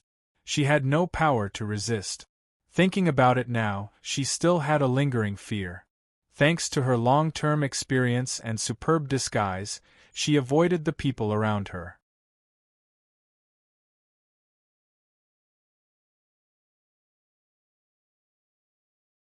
Chapter 266. The man who was cleaning up the drag sighed, "I wanted to steal the bone ornament from him, but now it seems that I have to change my target." Although he was far away from the core area of the fire seed, he could still feel the repulsion and awe. Not many people knew the bone ornament. Except for those who carried the ancestor back, the others didn't see it carefully. After a few years, they couldn't remember it clearly. Xiao Xian usually hung the bone ornament around his neck and put it in the animal skin. He didn't take it out. He had seen Xiao Xian's bone ornament before. In the winter, Xiao Xian went to the rearing place to help Kiki catch the escaped carnivorous bird. After a while, the bone ornament slipped out and he saw it. People in this line of work had excellent eyesight. Although the bead on the bone ornament was dim and looked worthless, he felt that it was very precious, much more valuable than the fire crystal. But that boy was too sharp, so he didn't find a chance to take it. But now, after the Yanjiao sacrifice, he had given it up. It was a Yanjiao ancestor's symbol, so of course it was precious. But the awe made him vigilant. What should we do next? The woman, who had recovered a lot, asked. Wait for an opportunity. If there is something wrong, retreat first, the man said. In fact, he also wanted to go to the Yanjiao shaman's house. Unfortunately, the defense there was too strong, much stronger than that of the drumming tribe. And there was that young elder who was very observant. It was difficult to succeed in one go. After the sacrifice ceremony, the atmosphere in the Yanjiao tribe became livelier and more positive. Because of the power and the acceptance of the tribe, everyone was full of enthusiasm. Even the wanderers from other tribes who weren't qualified to participate in the sacrifice ceremony of the Yanjiao tribe couldn't help but envy them. Those who were smart were thinking about when to hook up with someone from the Yanjiao tribe. In that case, they could enter the tribe as relatives. There was liveliness and commotion. As winter passed, everything in the forest started to become restless. After clearing out their territory, the Yanjiao tribe reorganized their hunting teams. They took turns going out to hunt and opening up new hunting routes. At the same time, they strengthened their defenses around the area. The new totem warriors had already taken up their posts, and they were quite active. They could not wait to walk around the border all day with their weapons. As totem warriors, they were very excited to participate in such a matter. More fields were opened up in the tribe, and the animal pens for raising livestock were also expanded. Everything was going in a good direction, but the crisis wouldn't tell you when it would come. You had to be prepared all the time, especially for the Wanshi tribe. On this day, Xiao Xian was patrolling with the others. Even though he had become an elder, he couldn't idle around all day. Although the elders did have the right to not participate in the hunting patrols, Xiao Xian was still young. He wasn't an old man, so he couldn't bear it. At first, the people in the hunting team and the patrolling warriors were a little worried about Xiao Xian's attitude. They didn't dare to make fun of him. But gradually, they found that Xiao Xian didn't reprimand them because of this, so they became bolder and spoke more freely. However, they still listened to Xiao Xian when making decisions. Just like Kiki and Tua, they usually joked with Ta, but when it came to serious matters, they always listened to Ta. Xiao Xian and the patrolling warriors were patrolling in the tribe. As they walked, they came to the place where the Yanjiao newcomers lived. After the sacrifice ceremony, these wanderers with the blood of the Yanjiao tribe really settled down and became tribesmen.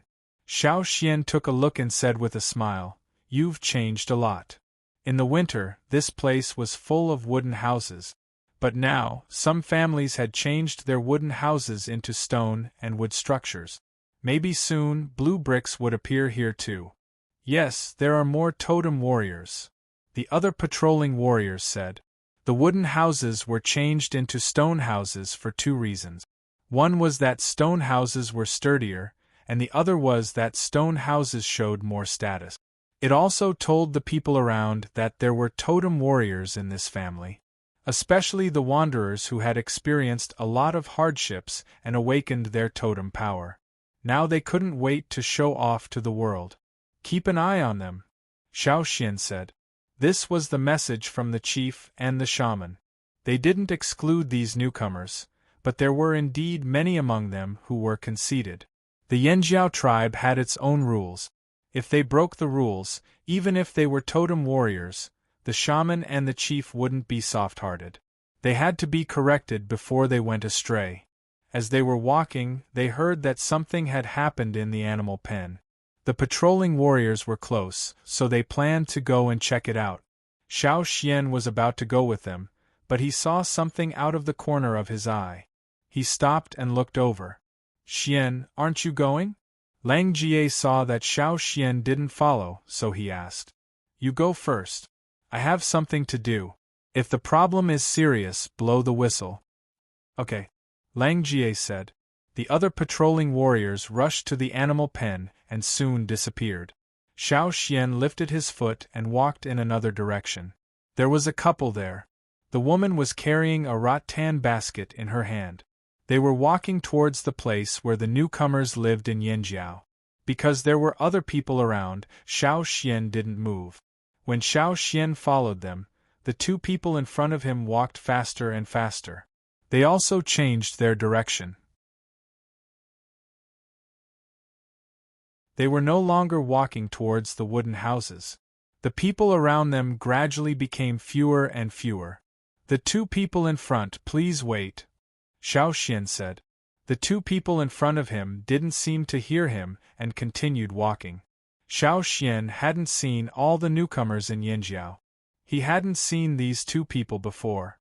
Just now, he only saw their side profile, but Xiao Xian could confirm it.